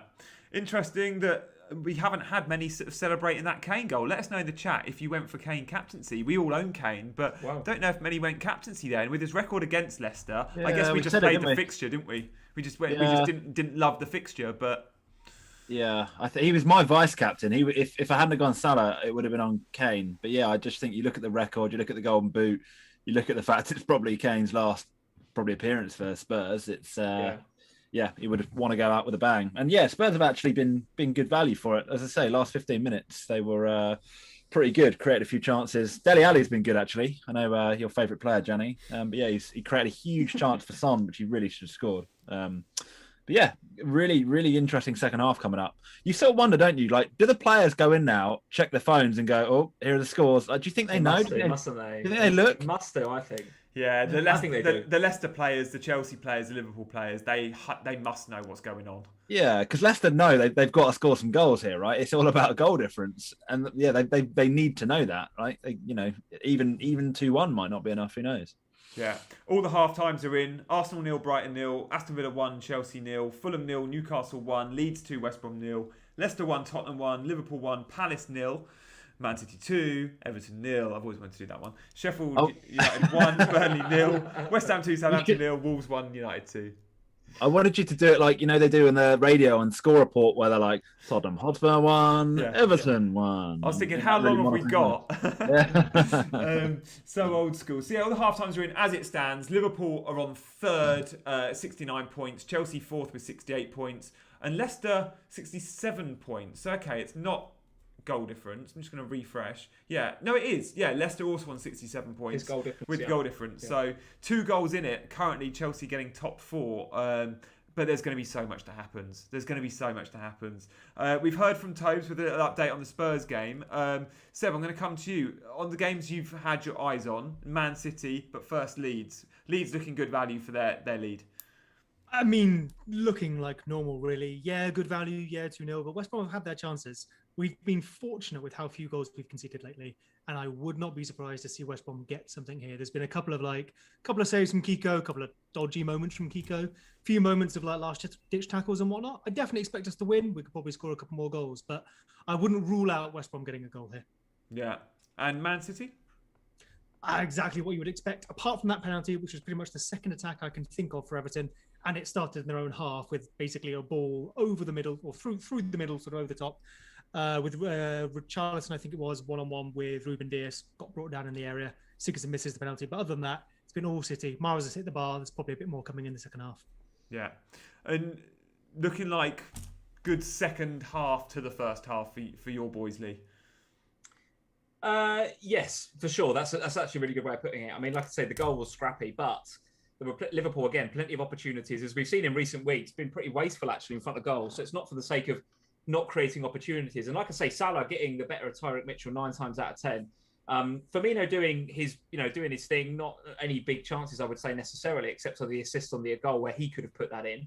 But, again, Firmino doing his thing and creating and making the space for the other two. It's interesting to see how far forward Robbo is getting actually on his side. So if you've got Robertson in your FPL team, I think there could be points there coming for you. Trent on the other side is getting forward in the usual way that he would. But again, he's kind of stopping and crossing. He's not. I wouldn't say he's necessarily being that direct. But Robertson, on corners as well, his corner led to the goal. So listen, if you've got him in or if you bought him in for this week as a bit of a punt, then it could be some FPL points for you. But like I say, could have been very different. First 15 minutes, Liverpool looked nervous. The crowd didn't galvanise them, I don't think. I'm not sure the You Never Walk Alone at the beginning really helped them to settle, actually. I think it built up a bit of nerves in the system, and it took them 20 minutes to sort of assert their authority on the game. But once they've done that, they've looked a bit more in control. They've got Thiago on the ball more. Let's see. I'm hopeful for the second half. Yeah, it's going to be an eventful 45 minutes. Just seeing that Spurs goal. Kane hits it, Tobes, through so much traffic. He always seems to find the net from those positions, but it goes through so much traffic. Yeah, absolutely smokes it as well, because it's actually like at Schmeichel and it just bursts through his hands because he hits it so well. And taking it out of the air like that as well, that's not an easy touch skill. Was so good. Yeah. It's just what he does, isn't it? He's just a great player, and it's no wonder that Man City are going to pay a lot of money for him in the summer. If Man City have the option of buying Haaland, do you still think Kane becomes their number one target? You're going to get 10 years from Haaland at the top. You're going to get 3 years at the top from Kane.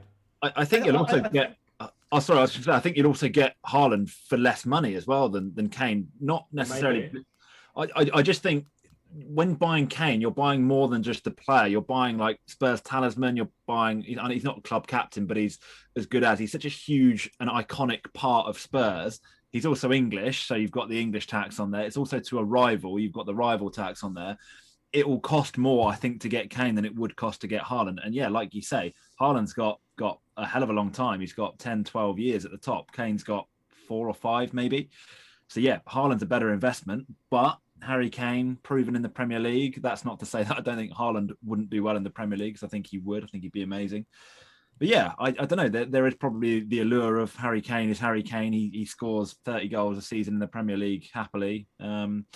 Yeah, I think Man City is the only team he's going to go to as well. Certainly in England. I don't think Levy will deal with Chelsea. I don't think he'll deal with United. And yeah, I think also possibly City is the one club out of those 3 that you are actually guaranteed to win stuff, right? You're going to go to City, you're going to win the league. You're going to go to City, you're going to win trophies.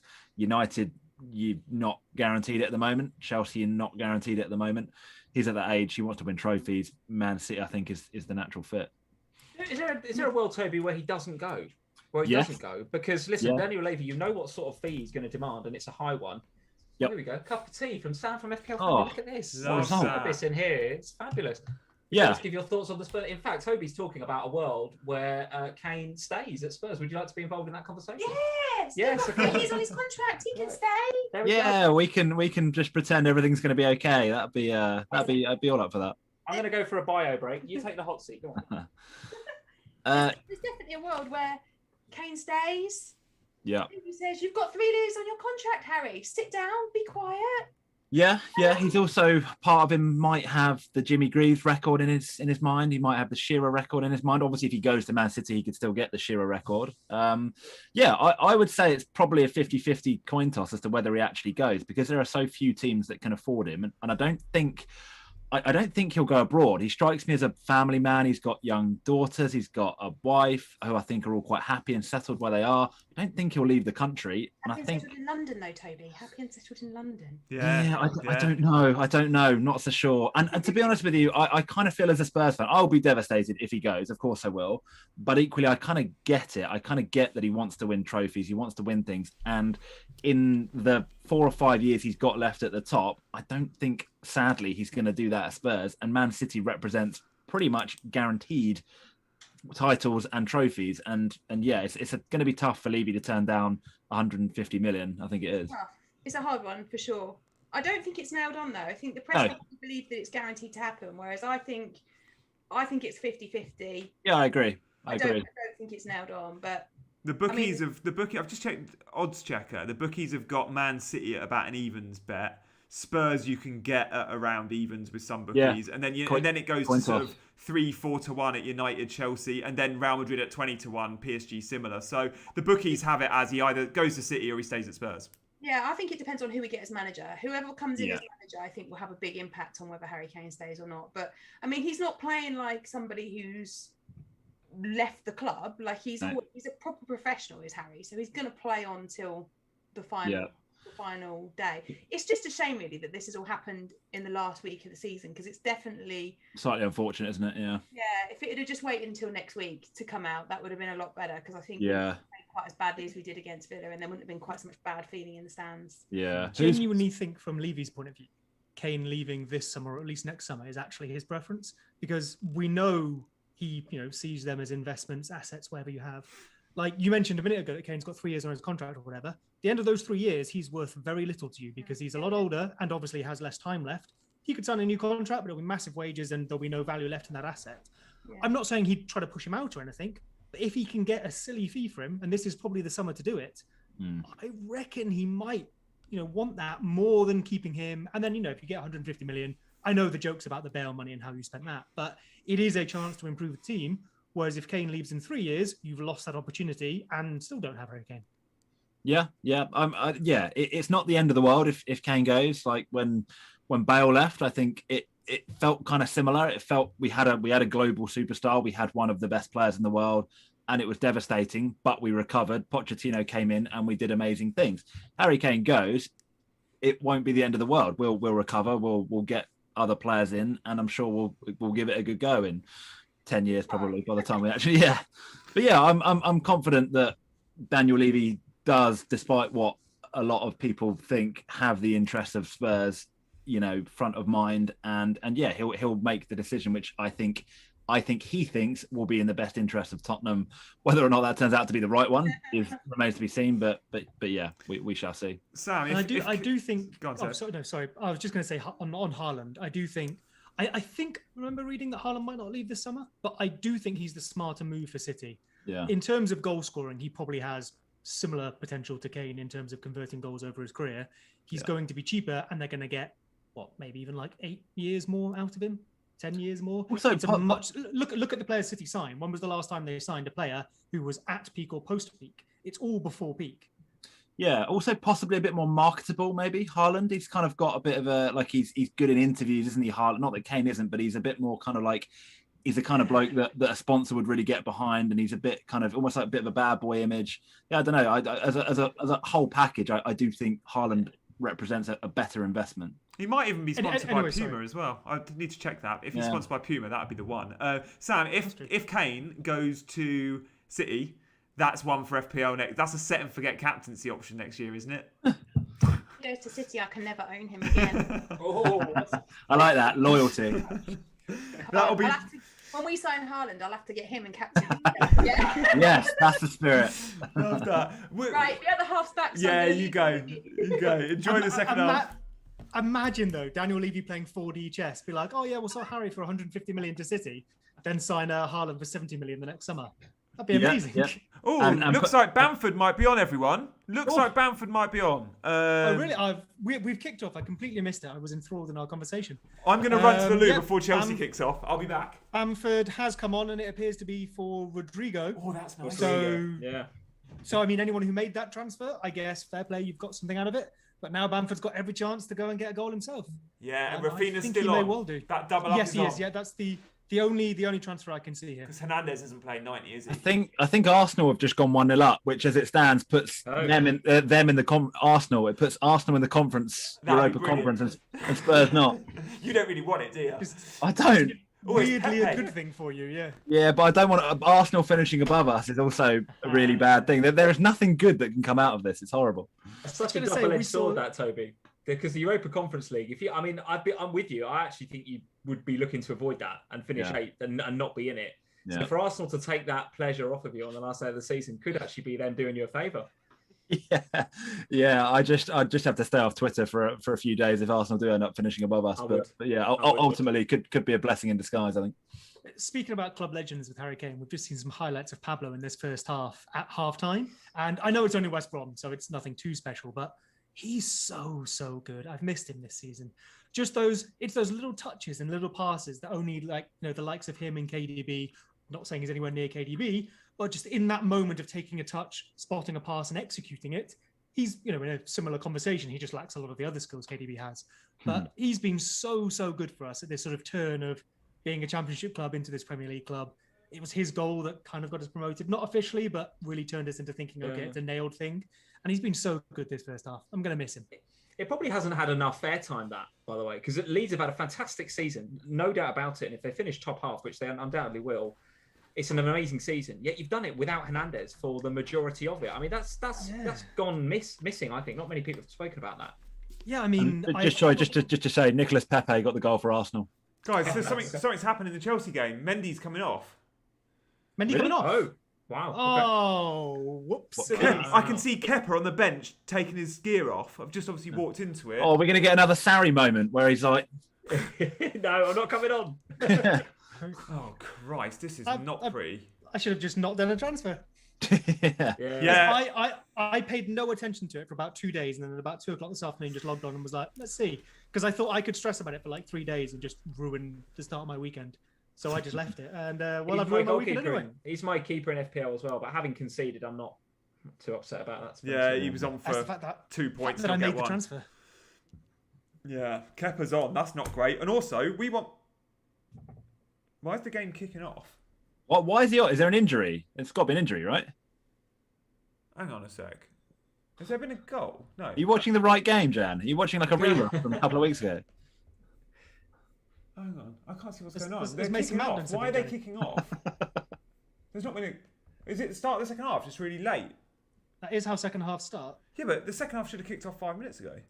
You haven't pressed pause on your Sky Plus or anything, have you? Okay, it's 1-0. I can clarify it is 1-0. Mendy is off. But yeah, it was obviously just a delayed start to the second half. Maybe because of the Mendy injury. My Man City's only just kicked off, whereas Leeds is a bit ahead. Oh, so okay. I think maybe they've kicked off at different times, and BT's well ahead of Sky, I think.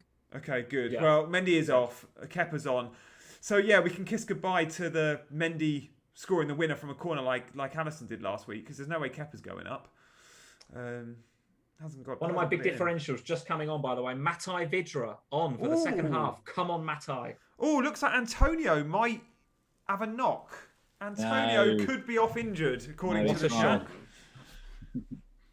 Now, we've got KDB down injured here as well. I think he looks okay. Christ, they're dropping like flies. Oh dear, dropping Oh, like Chelsea flies. match. Start of the second half. Oof. Oh, if KDB injured for the Champions League final. Not that I'd want to wish it on anyone, but that would be useful for Chelsea fans. You would love that. You'd love him to have done his Can't hamstring say right that, now. Gianni.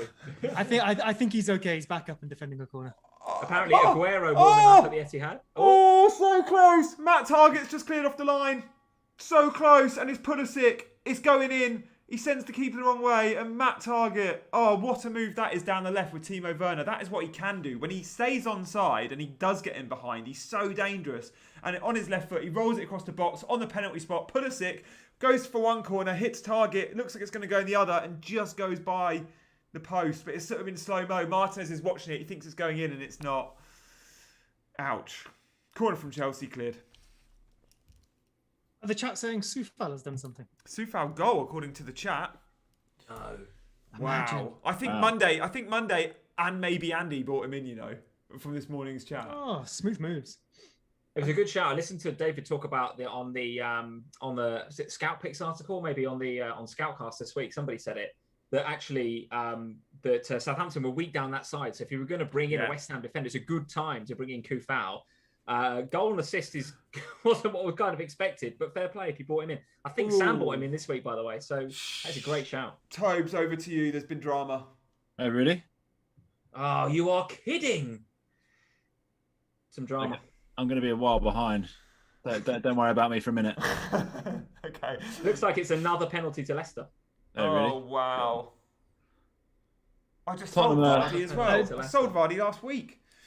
Just to say, the chat is saying Soufal hasn't scored. So we'll check that one out when it comes right, up, but possibly not.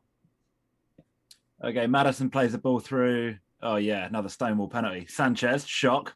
He is rubbish. It's So bad. with that Spurs defence. Goodness me. To be honest, this is less of a penalty than the other one, but it's still a penalty. This is Chelsea in the mud if Leicester score. It's a weird one. It's clumsy. His arms are all over him. It's just bad defending. Gets the wrong side of him. It's pretty soft, actually, to be honest, but it's not going to get overturned. Kovacic, by the way, just a shot and it's blocked again by a Villa defender, but it looks like it's going in. They're just blocking everything. VAR are checking this now. I don't know whether they're just because it's debatable whether it's inside the box or not. I think it's on the lines. I think if it gets given as a foul, it's going to be a penalty. Yeah, it's a foul, so that's not in question. And it's on. Yes, that's a penalty. Yeah, it's been given. Yeah. Oh wow. I think that if you see that, I think that's in the very soft category. I think the first one was in the Stonewall category, was it? So it's two pretty soft penalties. I think the first one was a penalty. That was pretty Was narrow. it? Okay. Yeah, the second one I think was pretty soft. West Brom just hit the post. Oh, Dallas clean sheet. And Alioski tried his best to score an own goal. The ball comes, classic Alioski. Like, not a great goal. shot. Is that 2-1? Sorry, Toby, over to you. Yeah, 2-1. Lloris didn't move, went for the one down the middle, and Vardy popped it in the side netting to Lloris's left. Good penalty. So the replay on this, it's not a great shot at all. It's kind of like just about reaching. Casillas never really getting there. He watches it go, bounces off the post. Alioski and Phillips are coming into clear. Alioski tries to leave it for Phillips. Phillips doesn't clear it. So as Alioski's jumping over the ball, he comes back down on the ball and like kicks it towards the goal and then just scrambles it away. Brilliant. Oh, and they've just gone close again. Shot from outside the area. Come on, Chelsea. What's going on at Chelsea, Gianni? That's the big game now. Chelsea needs something. Just shooting on sight. We're actually playing well for once. We're actually looking like we're going to score goals for once because we haven't looked like we're great going forward, and we are getting the chances. Martinez has made several saves, but the blocks have just been unreal. Target with one, like I said, off the line. Villa have got the corner now. Grealish has looked really lively, by the way, as you'd expect. Don't give that. Torre's just gone down for a pen. He's given it. He's given a pen. Oh my days! A pen to Villa.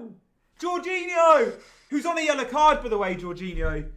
Is he going off? Surely, I don't think so. I don't think that would be a yellow, but oh my god, I can't deal.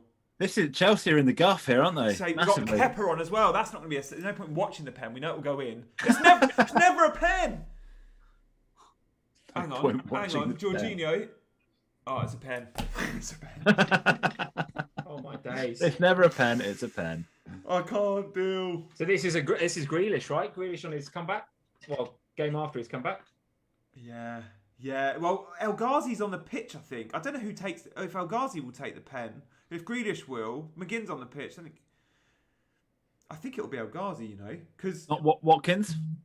he's missed 2 this season, hasn't he, Watkins? Watkins is notoriously terrible. He's missed something he's over missed something 50%, like 4, isn't he? He's missed like 4 out of 6 or something like that. Here we go. Grealish and El Ghazi are both ahead of him. It's El Ghazi. It's going to be El Ghazi. I've not looked at the chat, obviously. I think Man City has scored another one. El Ghazi scored 5 in 5. I will be like 2 or 3 minutes away from that, I'm afraid, probably. Okay. El Ghazi's about to take this. He scored 5 in 5 and he faces Kepa. 51 minutes down. 1-0 Villa. Come on, Kepa, do something. He's standing over it. Jorginho, I can't deal. Did Traore win the pen? Yeah, so he's got a goal. So many points since I got rid of him. He did nothing for me when I owned him. Oh, just like the Vardy pen in the corner. Unbelievable. We need Harry Kane to step up. Come on, Harry. Phil So as it stands, Foden scores a goal. Raheem Sterling assist. Nicely worked inside the area. Just fed across, like one at a time, across the edge of the area onto Foden's right foot. Puts it in the far corner. Tidy finish. What a good player, Phil Foden. Goodness me. Oh, yeah. Talent. Generational. Talent. So how's it looking? Chelsea really need Spurs to find a couple of goals here. Oh, goal difference as well will be level now. Although So Chelsea will be a scored, point Gianni? below. Yeah, but So- Leicester are 2 points clear, aren't they? Because Leicester are winning. They just panned to the Leicester crowd who have just realised that Chelsea have let in a penalty and they're all like giving it that one. What about if Crystal Palace score? So if we drop a couple Palace of points, I think our goal difference is slightly better than yours. Your goal isn't it? difference is 25, ours is 21. So your goal difference will be 24 if Palace score. Ours will be 21 still. So yeah, Liverpool are safe, even if you draw as it stands. Well, listen, the first 10 minutes has gone here at Anfield. It's been a pretty stop-start, fairly slow start to the second half, to be honest with you. Liverpool probably just about shading it territorially and in terms of possession, but Palace still look full of fight. And at 1-0, you never know with Liverpool. We've seen it so many times this season where we'll give it away or we'll get corners or set pieces in the last few minutes. The propensity to drop points is still there, but Liverpool do look, he says, touching wood, relatively in control of the game. Chelsea are going to need to make some subs here. We need something. Havertz on maybe, Ziyech possibly on. Not played badly. It's been a goal and a looks like Arsenal may have scored with Pepe again. Pepe's hit some form at the end of the season. Yeah. Pepe again. Pepe brace. Sky have just had a howler there. They put a graphic coming up with the table going as it stands, but instead of any of the team names being filled in the table, it just said Johnson. Someone's getting sacked at Sky for that. Brilliant.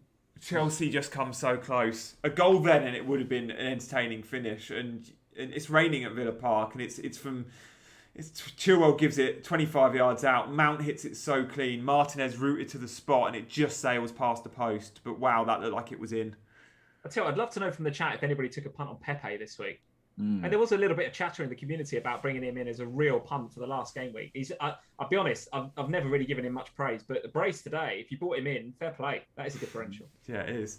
9 goals in his last 13 Premier League starts, by the way, for Pepe. Really? That is a nice finish to the season. Maybe one to look at next year. His price will drop as well because he came in quite high, didn't he? He was high. Yes. So if he becomes like an 8.5 or even an £8 million midfielder next season, if he's now to start, he's on pens when I don't know if he's on pens when Aubameyang's on the pitch, maybe not, but he does take pens. An assist for Odegaard for that. Speaking of ones to watch for next season, one for Odegaard there for Pepe. So listen, if he can, is he on loan at Arsenal? Is he there? I think he's on loan, Odegaard. He's on loan, right? Yeah, I think he's on loan. So if he can get a way back into that Arsenal side for next year, then maybe one to look at. Yeah. Foden subbed off before 60 here for Rodri. Oh, okay. Classic Pep. No sign of Aguero yet. Is he warming up, Seb? He must be coming on at 60, 70. 3-0 up. They've got to bring him on, surely. He was warming up around half time, but I've not seen him so far in the second half. Injury for Palace, by the way, looks as if, who is that down? Is that Joel Ward? Yeah, it looks as if it could be Joel Ward is down and receiving treatment. Is Nathaniel Klein on the bench for Palace? Does Liverpool old boy? Klein could be coming on if he's fit. Ziyech, by the way, is coming on. Ziyech looks like he's going to come on for Chelsea, so it'll be Pulisic off, or actually no, it probably won't be. It'll be Kovacic off, and Mount will go to the midfield. It looks like it's James Tompkins actually that's down. Sorry, mistaken identity. So they need a centre half. So Nathaniel Klein probably won't do the job. It'll probably be Martin Kelly, if anything, to come on. But actually, looks like they're not bringing on Martin Kelly. I'll just come back to me on this one. I'll see how this pans out. But looks like a defensive change for Crystal Palace. Looks like Schlupp might be coming on. Wow, Grealish is just in and amongst it. He's looking good now. There's a bit of space. Knowing Chelsea are going for it, you can imagine Grealish is getting a bit of room in the number 10 position. And he's loving life. We mentioned Southgate in the stands earlier. Just going to give you an update on the West Ham game because, of course, we mentioned earlier that maybe Antonio had... Hang on. Oh, no, nothing. Maybe Antonio had gone off, so I'm just going to check that for you. Let's have a look. West Ham. Of course. Just looking at Foden's finish, just while you're doing that, Gianni. What a young player. This guy, unbelievable. Such composure in the box, and he just slots it in the corner like he's done it all his life. Absolutely fantastic from Phil Foden. I, for one, I'm looking forward to watching him in the summer. Yeah, he's got a start, hasn't he? Antonio, by the way, looks like he's still on, so I don't know where that rumour came from. Well, it came from me. Came from me reading the chat without proofing it. But yeah, I can confirm he's still on the pitch. I thought Luke Ayling was about to win a penalty there. It's gone out for a Leeds United corner, but ball played through by Rafinha down the side to Luke Ayling overlapping. Defender comes diving in, just gets the ball. Like Luke Ayling was sort of like angling to try and go over him, but the defender just gets to the ball first. We need Spurs to pull their finger out, Tobes. Any sign of Bale warming up or anything like that? No, not that I've seen. I think there might be a bit of good news for you though, Jan, shortly. Oh, okay. Georgie, you've not heard any noise from next door? No, not in my game. Oh, Kovacic with the ball. Right. We've not made that sub on, by the way. Ziyech was getting his kit off. Chilwell down the left-hand side. Just neat and tidy passing. But we've been good and comfortable in these areas all game, but we haven't put the ball in the net. Kovacic shouts to Jorginho, you better not be playing with me, Tobes. keep with it. Oh, okay, good. It's Aspi down the right, and a lot of our joy has come down the right. To Reece James, neat passing. Villa just parked, as you'd expect them to be. But, Mason, to Aspi, to Werner! Timo Werner, is he onside? I think he might be. No, the flag's up. I think it's all right though. I think you might find it. I think it'll be checked, Gianni. Yeah, I think you might find it's okay. Werner doesn't celebrate. The flag goes up straight away. Oh, he's on. Oh yeah. It's been disallowed. Yes. Oh wow. Absolute scenes. Scenes on toast. James Maddison. You were having him on Toby. Yeah, I was. That was like a really elaborate ruse, wasn't it? Ricardo's just come on for James Maddison here as well. 1 point, yes. Oh God. It's a small victory, Seb, isn't it? Yeah. I'm 6 points ahead of ours. That is a massive percentage of the score I need. I'll take it. Oh my goodness, the offside's actually Azpilicueta in the build-up, and it's one of them. It's bum versus shoulder. The one time Werner actually keeps himself onside, his mate's offside. Yeah, brilliant. It's Azpi that's off. Horrid. That might cost us top 4. Imagine. I mean, we are 2-0 down. Yeah. Bring Frank Lampard back in. Oh dear. Oh, that one's hurt, isn't it, Jan? That's killed you, isn't it, Johnny? Yeah. Finish that. Oh, buddy, I'm so sorry. Spurs are going to do it. I don't have any trust in Chelsea, but I do have trust in Harry Kane, Gareth Bale, and Heung-min Son against the Leicester defence. Fofana went off in the end, didn't he? So he did, yeah. Fofana's done. Well, I haven't seen Bale warming up. I mean, he might be. They just haven't panned to him. But Bale's got to get on the pitch in the next 5 minutes, surely. KDB's free here if we can find a good cross. Oh, cut out. Classic KDB area though, just going down that side in the flank, looking to cross back across the area. Looks like Aguero might be coming on, Seb. Cool. Good times. What's Bamford doing, Seb? Any chances? Not really. Very much Patrick Bamford running around, closing things down, decent involved in the build-up, but not really any chances. Rodrigo was probably more involved in the first half in the attacking play, but I think we've been a little less good going forward ourselves, so probably not Bamford's fault. Yeah. Looks like Ziyech still hasn't come on, by the way, but he will be. Just looking at the Chelsea offside, he is offside. Often you see the line so closely drawn, and it's like which pixel you're going to look at. But Aspi does look offside to me. Yeah, he died. He's almost half a body, isn't he? But yeah, Werner kept himself on. Shock. Yeah, we have Aguero coming on. You are correct indeed. There we go. Not sure who's coming off yet, but that would be just under half an hour for him. Decent enough time for him to get a goal for anyone who captained him on the last day. I know Karam, I think, might have brought him in or captained him or both. Ooh, interesting. Chelsea lineup. Okay, so Ziyech has come on for Jorginho, who's on a yellow card and gave away the penalty. We've gone to a back four, Azpilicueta right back, as one might expect. Reece James has gone to play in the Jorginho role, centre mid. We've seen Reece James at right centre back. He's playing Reece James pivot now, which He did that for Wigan, didn't he? he did. He's played half a season at Wigan in midfield and half a season at right back. Yeah, he scored some goals as well. So yeah, it's Kovacic and James in the middle of the park. Could do with the Rafinha into Pablo Hernandez. He takes it down on his chest, but it's blocked out for a corner. Lovely ball and lovely control, but not the finish. Another shot from Chelsea. This time it's Kovacic over the bar. Cushioned to him by Reece. Still half an hour left at Villa Park. There's enough time for 2 goals here. And for anyone watching Bamford, as that ball came over to Pablo, he's takes it on his chest, so he's free, but the defence catches up. Bamford over there was also free as well. If he could have got an angle for a pass, he would have had a tap in. So he's getting in the right areas. Oh, they're showing the penalty incident again. I think it is a... Oh, I'm not sure. I'm not sure if it's a penalty. I don't think they're going to put it back now, Jan. They're definitely not, are they? 15 minutes in. Arsenal finishing above Spurs as it stands. Right back at you, Tobes. Yeah, but they're doing us a favour. If we haven't got playing the Europa Conference League, it's actually working out all right. Will that We're having this conversation while you're having a break, Gianni. Toby's just going to stay off Twitter for a couple of days while Arsenal fans dig him out, and then it's happy days for next year. Yeah, you do not want those Thursday night trips to... I honestly don't. It's pretty grim finishing below Arsenal, given how bad they've been as well. But yeah, could be a real blessing in disguise. Riyad Mahrez is the one coming off for Sergio Aguero. I think he's number 26, isn't he? I think. Yeah. I would love for Sergio to get a goal. That would be the icing on the cake. Yeah, I'd quite like that as well. At the moment, I keep thinking back to the Panenka, and I don't want that to be my final memory of such a quality player, right? You want him to score a screamer. Given they're 3-0, there's not much on that game other than, I don't know, maybe Everton's pride. So it'd be great to see Aguero score. It really would. Yeah, it would. Love what a servant he's been to City. So he's going to get what, 25 minutes? He's surely going to score, isn't he? We have Gaetano Berardi being subbed off here, who was captain for the day. He's coming off for Pascal Struijk. So Struik's going to get 20 minutes for anyone who's got him playing. And Berardi's currently going around the team getting hugs and kisses. It's all very nice. Oh, it all seems very nice at Ellen Road. It seems like such a nice day out there today. West Brom seem very compliant opponents, I must say.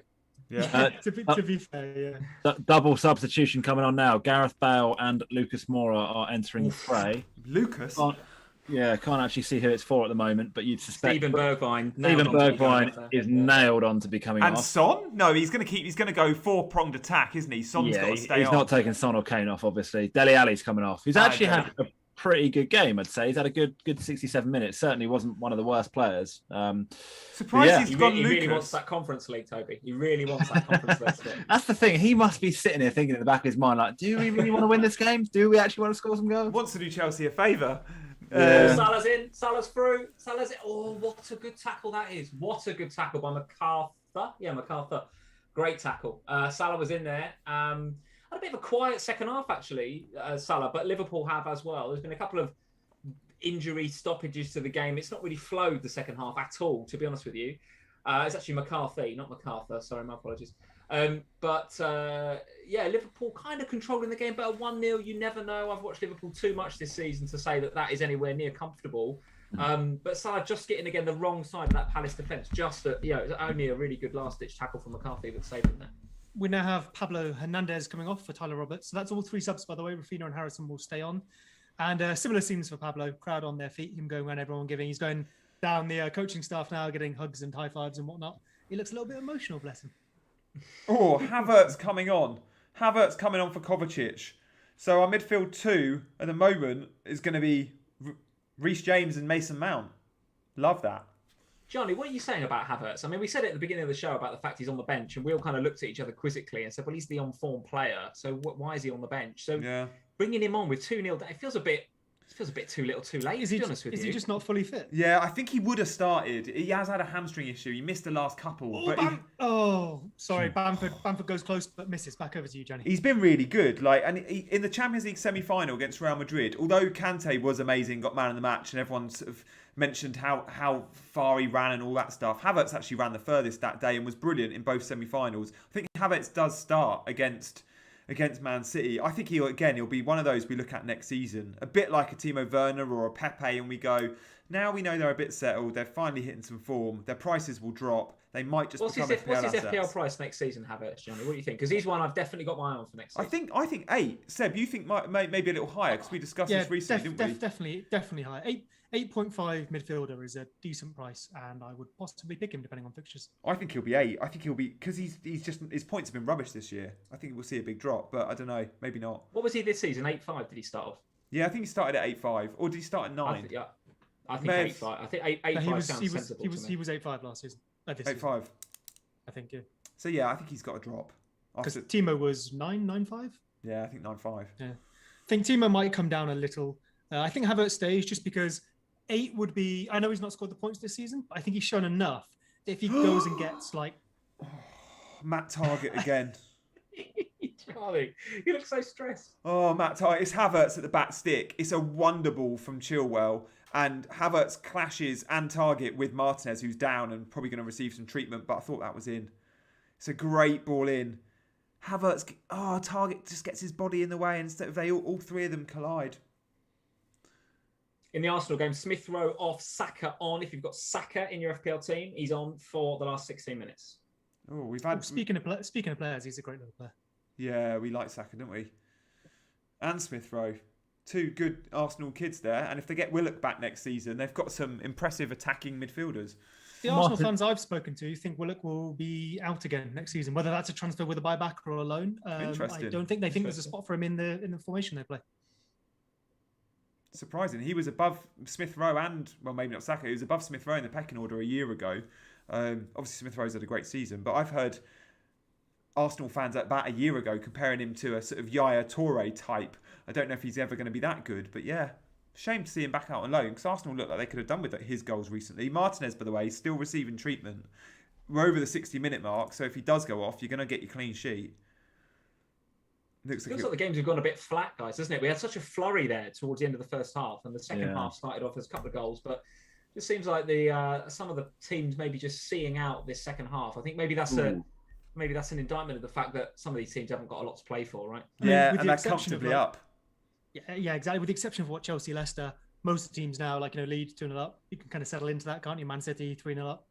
Yeah, West Ham are 2-0 up. Arsenal are 2 up. City have just scored another one, 4-0. Oh, who's got it? Sergio. Please be Sergio. Come on, it's Sergio. No. Oh, I think Jan, you might be in business here as well. You did this to me. You did this to me last time. Is it Aguero? It does look as if it's Aguero, yes. Oh, so good. Put a sick ball in. Chilwell! Has it crossed the line? Come on! It's crossed the line, I think. Yes. 2-1. Goal given. 2-1. We're back. Come on. We're back. Nice ball from Pulisic. We're back. Oh, yeah. Good finish that. Yeah, Emmy does his best to get his hand.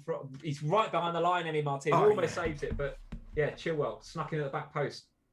Game on. Way over the line, isn't it? That's nice. I bought in Reece Bit of a James. ruck going on here at Anfield, by the way. Sorry to cut across you, but it looks like Jordan Ayew and Trent Alexander-Arnold having a bit of a, I was going to say handbag, a bit more than a handbag, to be fair. I don't know whether, I haven't seen any replays. I don't know whether Trent's in trouble here or not. I don't know. The ref seems to be restraining Jordan Ayew. He seems to be the one more upset, and he gets the yellow card. Let's see if there's anything for Trent here. It looks as if Trent's going to get booked as well. Yes, he does. So Ayew and Trent having a row, a yellow for each. It is indeed Aguero at City. Whole team celebrating with him as you'd expect. And your final memory of him, Lee, doesn't have to be a Panenka penalty. I'm not sure who got the assist because Sky were showing us the Chelsea goal at the time. So we just saw Aguero celebrating. Oh, Rafinha has just gone very close. Gets to the byline, cuts it back, and Bamford isn't quite there to tap it in. Such a points dodger, Rafinha. Unbelievable. He is. I mean, it's not Rafinha's fault. If he's creating chances, that's not his fault for not putting them away. That's very true. Yeah. Oh, come on, Chelsea.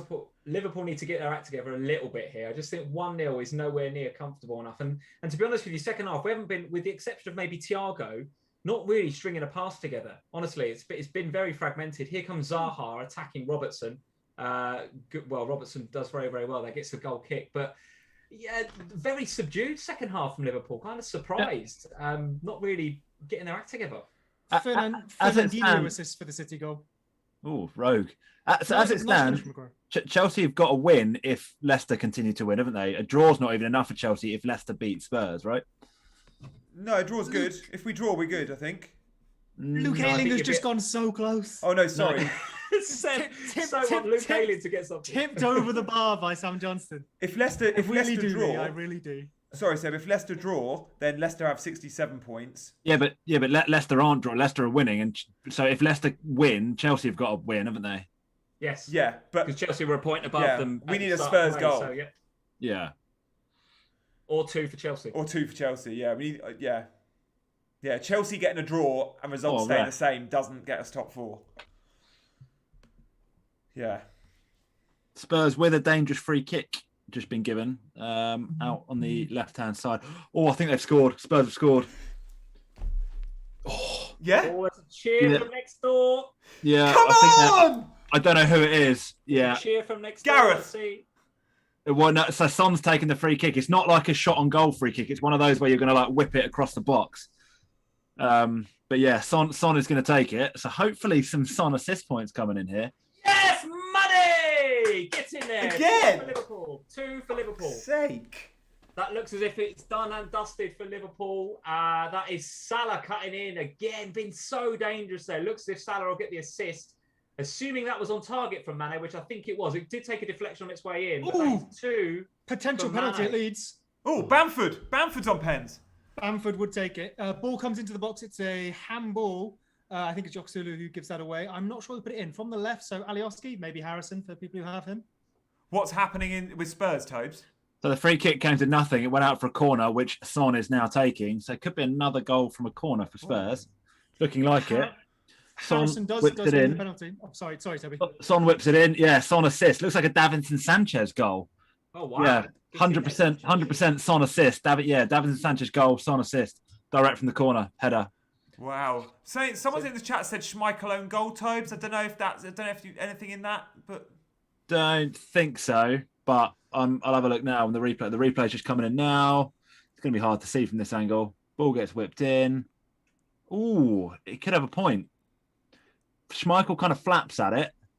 It is. It's a Schmeichel own goal. Son assist, Schmeichel own goal. Oh, yeah. He kind of goes for the punch, doesn't he? Bamford! Come on. Bamford. Although, is there a chance that was going in from Son? Because if it was going in, because one of these happened, didn't it? The Souček own goal got taken off because the ball was going in from the corner. So that could go down as a Son goal. It is an in-swinger. Yeah, if it was going in, it might. I wasn't looking at the trajectory, but yeah, Son's got some points. Let's be happy with that. Bit less exciting for you. Sorry to interrupt a moment ago, Toby. Just wanted to shout out that Torres has come on for Gabriel Jesus. So anyone who made that transfer, you've got at least 1 point. Is that 3 City subs now on? So Gundogan won't come on. I'll tell you what. 5-0 City. Off yet. Oh, is it 5-0? Yeah. Also, as it stands, Chelsea are in the top 4 as it stands, aren't they? We are indeed. Spurs need to hold that on. Come Do on, not Spurs. back us. Looks as if Jordan Ayew was going to be in trouble there. Went in a bit hard on Thiago, but Thiago actually made a bit of a meal of it on reflection, looking to get the man sent off. Because having just been booked for that altercation with Trent, Jordan Ayew's, I think he's lost his head a little bit there. He's gone in a bit hard. Could have been a second booking for him, but the ref shows him some mercy. But nevertheless, Liverpool now 2-0. The shot from Mane was on target, so it's a Salah assist Mane goal for number 2. Son with a great chance there, saved by Schmeichel. He was more or less one-on-one from a tight angle. Should have scored. Spurs are having a real go here this last 15. Spurs are going to save you, Gianni. Oh, is that a pen? Is that a pen? Handball, Mings. Is he going to give it? They're looking at it. It's Havertz, left foot. It's going in, and Mings puts his arm there. The ref's not got a view at all. VAR will look at it. Sergio Aguero gets the 5th. Nice Another one. Sergio, what a guy. He's going to get a hat-trick, isn't he? That's the second penalty we've not had today from a handball that would have been given earlier in the season. Okay, the rules have changed, but frustrating. In the chat, someone has said, and I've removed you if we get any of this, What a goal from Pulisic. Not here for that. Removed straight away. Don't start with that nonsense. Not here for that. I think Southampton have got a goal back at West Ham. Oh, Fabianski clean sheet wipeout. Ansu foul wipeout. Wow. Okay, interesting. Still, so it's 2-1 West Ham, Southampton. Did we ever decide if Soufal did score a goal or not? No, he didn't. He got an assist though. Okay. Interesting dynamic between Salah and Mane on that second goal, by the way. Salah was not happy that he didn't get the ball back from Mane. He was not happy. And they had a little bit of handbags between the two of them. I think they're okay now, but he definitely wants the ball back, Salah. Goal disallowed. Southampton goal. No goal. Fabianski out of the mud. Ouch. Aspi with a shot. Looks like it's going top bins. Just wide. Chelsea. 76 minutes gone. We're scoring another here. Doesn't really make a difference if Chelsea score another. We are fully reliant on Spurs as it stands. It's gone down officially as an own goal by Schmeichel. Son assist. Son assist then, Yeah. Aguero's 2 goals. How long did it take Aguero to score his goal after coming off the bench? He was on the pitch for like 5 minutes, got 1. Now he's got 2. Unbelievable. I mean, he's been on for about 20 minutes, so yeah, probably 10 minutes average per goal. For those that captained him, because I saw a fair few do that, the nostalgic pick, fair play. Yeah, great. Sorry, Seb. Just Jose Perez on for Mark Albrighton. Not very exciting in footballing or FPL terms, but have we seen much of Diogo Jota warming up at all, Lee, or anything? Can I have my 1 point, please? I haven't seen him. So it has been just a substitution. So Milner's come on for Gini Wijnaldum, which is absolutely the sort of substitution at 2-0 that you'd expect Jurgen Klopp to make. I don't think bringing Diogo Jota on at 2-0 is the sort of substitution you'd expect. Unless we get an injury to the front three, then maybe he comes on and sees the game out. But at maybe 1-0 or 0-0, you'd have absolutely seen him. But at 2-0, I don't think you're going to see him, Seb, to be honest. Completely reasonable, but just not what I need. Sorry, no, that's not what you want to hear. 77 minutes gone at Villa Park. So just to confirm, I'm kind of speaking out. Yeah, if Chelsea score, it doesn't make a difference. The draw is no good to us as it stands. You've always had to bet a Spurs result, I think. Yeah. Because you had better Leicester's result because you had 1 point above Leicester at the beginning of this week. So if you draw, you still need the Leicester. Yeah, you still need the Leicester lose. You still need Leicester to lose, right? Yeah, Leicester's dropped points, and the goal difference is there's 2 goals in at the moment. Chelsea on 22, Leicester on 20. Unbelievable to go down to goal difference. Fair play to anybody in the chat, by the way, bringing in Sergio Aguero this week because I think we said at the beginning of the live stream, and I remember seeing Az and a few of the others on the FPL show this week saying, he's out of form. You can't guarantee he's going to start, etc., etc. But for those of you that bought him in purely as a nostalgic pick, fair play because that is sensational. I know many of you out there will have picked him as a sort of last hurrah in FPL, and then it's 2 goals right now, Seb. Kane got to finish. Oh, he's fluffed it. Harry. He passed instead of shooting. He never does that. He was in a better position to shoot. Who did he pass it to? Oh, Salah, what are you doing? Lucas was making a run through and he just went to dink it over the top instead of pulling the trigger. Would have been better off just punting it. Or tell you what, there's a VAR check for a handball. Might be a penalty. Hang on.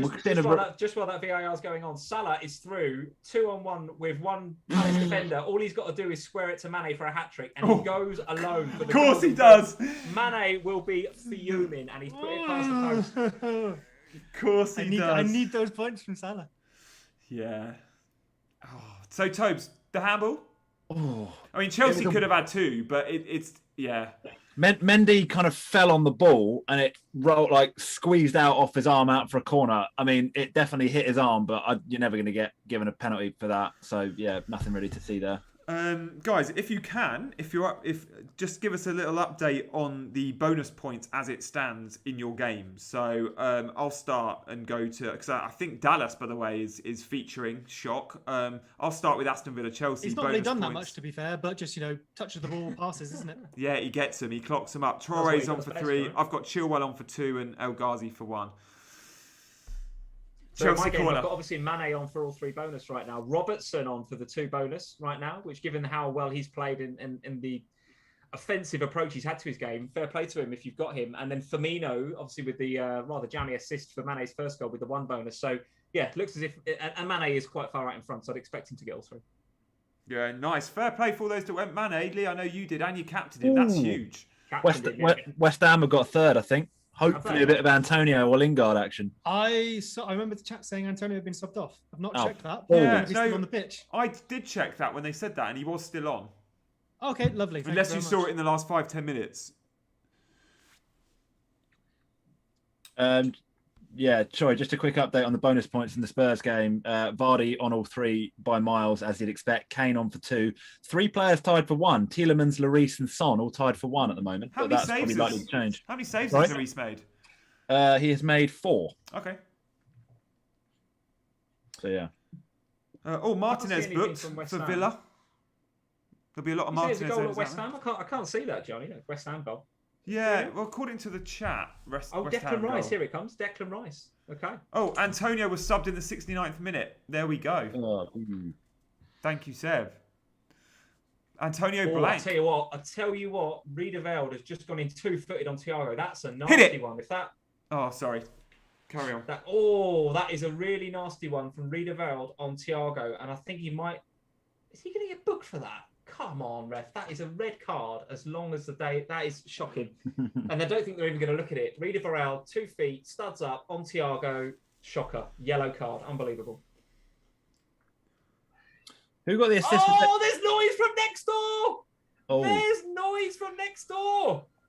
And I'm telling you what, it starts with a B and it ends in ale. Come on! That's massive for What me! is going on at the King What? Power I mean, Stadium? what a we bottle need job updates. from Leicester. We need updates. Oh on the my King God. Power. Forget What is Villa going Chelsea. I'm switching game. I'm done. This is irrelevant to me. Oh, it means we're going to get the bloody Europa Conference League. Oh my God, Gareth Bale. Oh, there's the chat. The chat saying VAR now. Hang on, Dan Johnson. Don't play games. Yeah, don't get too excited. I'm just seeing it. No, I'm not seeing it now. God, I'm so far behind. I've got Leicester on the attack here. I've got Vardy literally in the 18-yard box. Oh, wow, Leicester should have scored there. Right. VAR, I think VAR might be looking at this, guys. Okay, Gareth Bale picks up the ball on the halfway line. He's driving forward. No, it's going to be a world in it. He's driving forward. Oh, he cuts inside on his left peg, plays it into Son. Son back heel to Kane. Kane's got a score. Doesn't score. Kane's going to cut it back to Bale. Bale. Oh, it's a great goal. It's a Kane assist. What's a goal, Gareth? I can't see why that would be VAR. There's definitely no offside in that. There is no noises from next door that are of any disappointment. Bamford is through. Bamford is through. And okay, it's a very long way wide. Nothing to see here. Goal, as you were saying. Goal. I think the goal is given. Someone said handball, but goal is given. Goal. 3-2 to Spurs. There we go. Scenes. So it does. Yeah, there's a tiny touch on Kane's hand in the box, but I don't think it's enough to not give the goal. And I'm pretty sure the goal has been given. Checking the goal, possibly. Yeah, I mean, it's the tiniest touch on Kane's hand, which makes no difference to where the ball would have gone. Doesn't matter. It touches his hand. Yeah. Although, didn't they change the rule, though? No, not for forwards, I don't think. Okay. Well, it definitely touches his hand then, so surely it's got to be disallowed. Well, there was that goal the other day against Liverpool when Newcastle scored, wasn't there? Was it Newcastle? Was it Willock? Where it was ruled out to hit his hand. I don't know. It's been given. Right. The ref, yeah. It's given. Yeah, the ref. I don't understand why, though, because it does touch Kane's hand. I mean, whether or not you agree with the rule is irrelevant. That is huge. Aguero very close to the hat-trick. Oh, my God, imagine. A brilliant save. What is going on with Leicester City? How can they bottle this again this season? That is unbelievable. It'd be incredible if they bottle this. Oh, get on. By the way, Newcastle have scored again. Come on, Willock. Yeah. No, Fabian Schär for Newcastle. So literally no one cares about a penalty. The centre-back took the penalty. Love that. Oh, wow. Okay. You've got Fabian Schär. Well done. In the Dallas clean sheet might be about to go. Oh, come on. No way. West Brom have scored. They have. Can you believe that? Calvin Phillips playing it around the back. Calvin Phillips loses the ball under his feet. Not quite gets back to Kassir, and I think Hal Robson-Kanu gets in and just tucks it away. Mistake from Calvin Phillips. Robson-Kanu. Lets the ball run under his feet when it was a very easy control. Back from Liam Cooper. Yeah, back from Liam Cooper. He's trying to take it on the turn. He just doesn't control the ball. Straight through. I've got this Bale goal now on my screen. Let's have a look at this. Nice from Kane. Goes around Schmeichel. Good, great. Look at this composure from Kane. Just not flustered at all. And Bale strokes it home. What a finish, Gareth Bale. Good goal. Yeah, just a lot of good decisions made in that move. Wow. He's only just. Is that fair? Is it a fair result, Toes? We're saying. I mean, Leicester have relied on 2 penalty goals. Leicester have totally bottled this. Leicester have been crap in their second half. Spurs are not a very good team. But yeah, the last 15, 20 minutes, we've looked like we're going to score every time we go forward. There's loads of space in the midfield. Rodgers is perfect for Spurs. Massive bottle job, isn't he? Get him in. I'll tell you what, though, Chelsea Football Club, lucky boys. Really lucky, are. I mean, lucky boys, because they've not played well. It was in our own hands, and we've gone to Villa Park and lost. Seb, I think there's been a bit of action in Liverpool in the Leeds game. Nothing here yet. Rafinha came in down the right. We've got a corner, so maybe. Rafinha came in down the right and cross shot gets easily palmed away.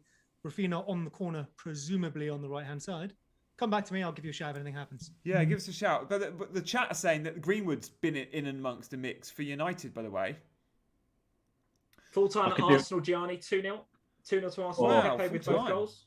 We've got a Leicester corner here. Schmeichel coming up for it. Oh, jeez, don't even. Oh, here we go. Oh, no, headed away. Schmeichel nowhere near it. Martinez, just another save, by the way, to Chilwell. Wow. Just a machine. He's got to be goalkeeper of the season, not just for FPL, but for Premier League. Martinez has been unbelievable. What a keeper he is. How did Arsenal let him go? By the way, Greenwood hasn't scored. That's a removal. Who said that? Nothing in the Leeds match yet. I think the chat might have been talking about the goal we already covered, potentially. Okay. This is a big few minutes here for Chelsea Football Club and for Leicester City. Goodness me. Liverpool, by the way, the game is petering out somewhat, to be honest with you. Oh, my God. On? No. Lloris has just made an absolute wonder save. Oh, it possibly might have been offside. But my God, what a save that is. Oh, my God. I've got Hugo. Come on, boy. Oh, yeah, the flag's up, so it wouldn't have counted anyway. But my God, corner gets dinked in. Header. Oh, yeah, he is offside. Honestly, it's brilliant. It's Iheanacho on the line. I've got him too. The clean sheet wipeout for Leeds takes Dallas off the bonus points and puts Bamford into the mix. He's got 1 bonus point at the moment. Come on. Bamford. Seb, you don't want to hear that. Bamford always in the mix when he scores a goal. When he doesn't score, he's nowhere near the BPS because he misses chances. He's always offside. it's one of them. To be fair, what striker is when they don't score goals? Yeah, Firmino. BPS magnets. I mean, marginal though, right? Yeah. Here's the stat for you, Toby. You'll like this one. Harry Kane now 50 goal involvements in 49 appearances in competitions. So good. Guys, we might have read it. We might have read. Grealish is rolling around on the floor, and I think it was Grealish. Aspie's, I think, put his hand in his face. I don't know if it's an elbow or a punch or a push, but he's been straight red. Armbands off, giving it to Thiago. VAR will look at it. Grealish is still rolling round, by the way. Like, of course he is, but Grealish fouls Aspie. Aspie just does that, like to sort of put his arm out whilst Grealish is on the floor, connects with his face. Grealish rolls. That's never a red. That'll get. Okay, no. Oh, who's got red here? Rudiger. Sorry, Aspie. Oh, Aspie. Unlike Aspie. It's not too FPL relevant, this one, but Calvin Phillips, he got a yellow card for the tackle, but has possibly done some damage to his shoulder here. He's been down for quite a while and looks in pain. England squad. So, England, yeah. Calvin Phillips had an unbelievable season. We spoke how well he's played as the holding mid for Leeds. But Seb, would you have him in your England 11? Knowing Declan Rice starts, he's not a number 8. I don't know he's played there before, but he's not looked good in the England shirt, has he? Not as a number 8. I mean, I think Phillips has looked good when he's been allowed to do the role that he's actually plays for Leeds. But no, I think Declan Rice starts, Jordan Henderson if he's fit, and Mason Mount.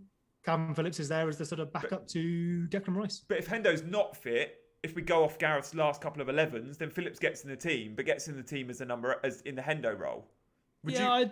I'd be tempted to look at Jude Bellingham for that, but I wouldn't hate it. He can do it. We discussed Calvin Phillips played number 10 earlier in his career, also like attacking midfielder. But obviously, where he's excelled in the Premier League is in this 6, if you like. Yeah. Role. So him or Rice. That's where he plays best, but it's down to Gareth where he puts him, eh? Yeah, it was Diogo Jota Seb on for his 1-pointer. There it is. Genuinely, that could make a difference. Ridiculously. Have you not got a sub coming on though, Seb, that would have got 1 point anyway? Oh no, I've got Ricardo Pereira is coming on for Luke Shaw, and then I've got Luca Dean last on the bench. So I think it would just be Pereira. Luca Dean must have got me minus points today, has he? How many did they? He's conceded 5. He'll be on 0 at the moment, won't he? Oh yeah, I've been 0. He's conceded 5. I don't think he's been booked or anything. So Almost did Luca Dean to Kufal for a hit. That'd have been nice, but Yeah. never mind. Son's just gone off Rodon.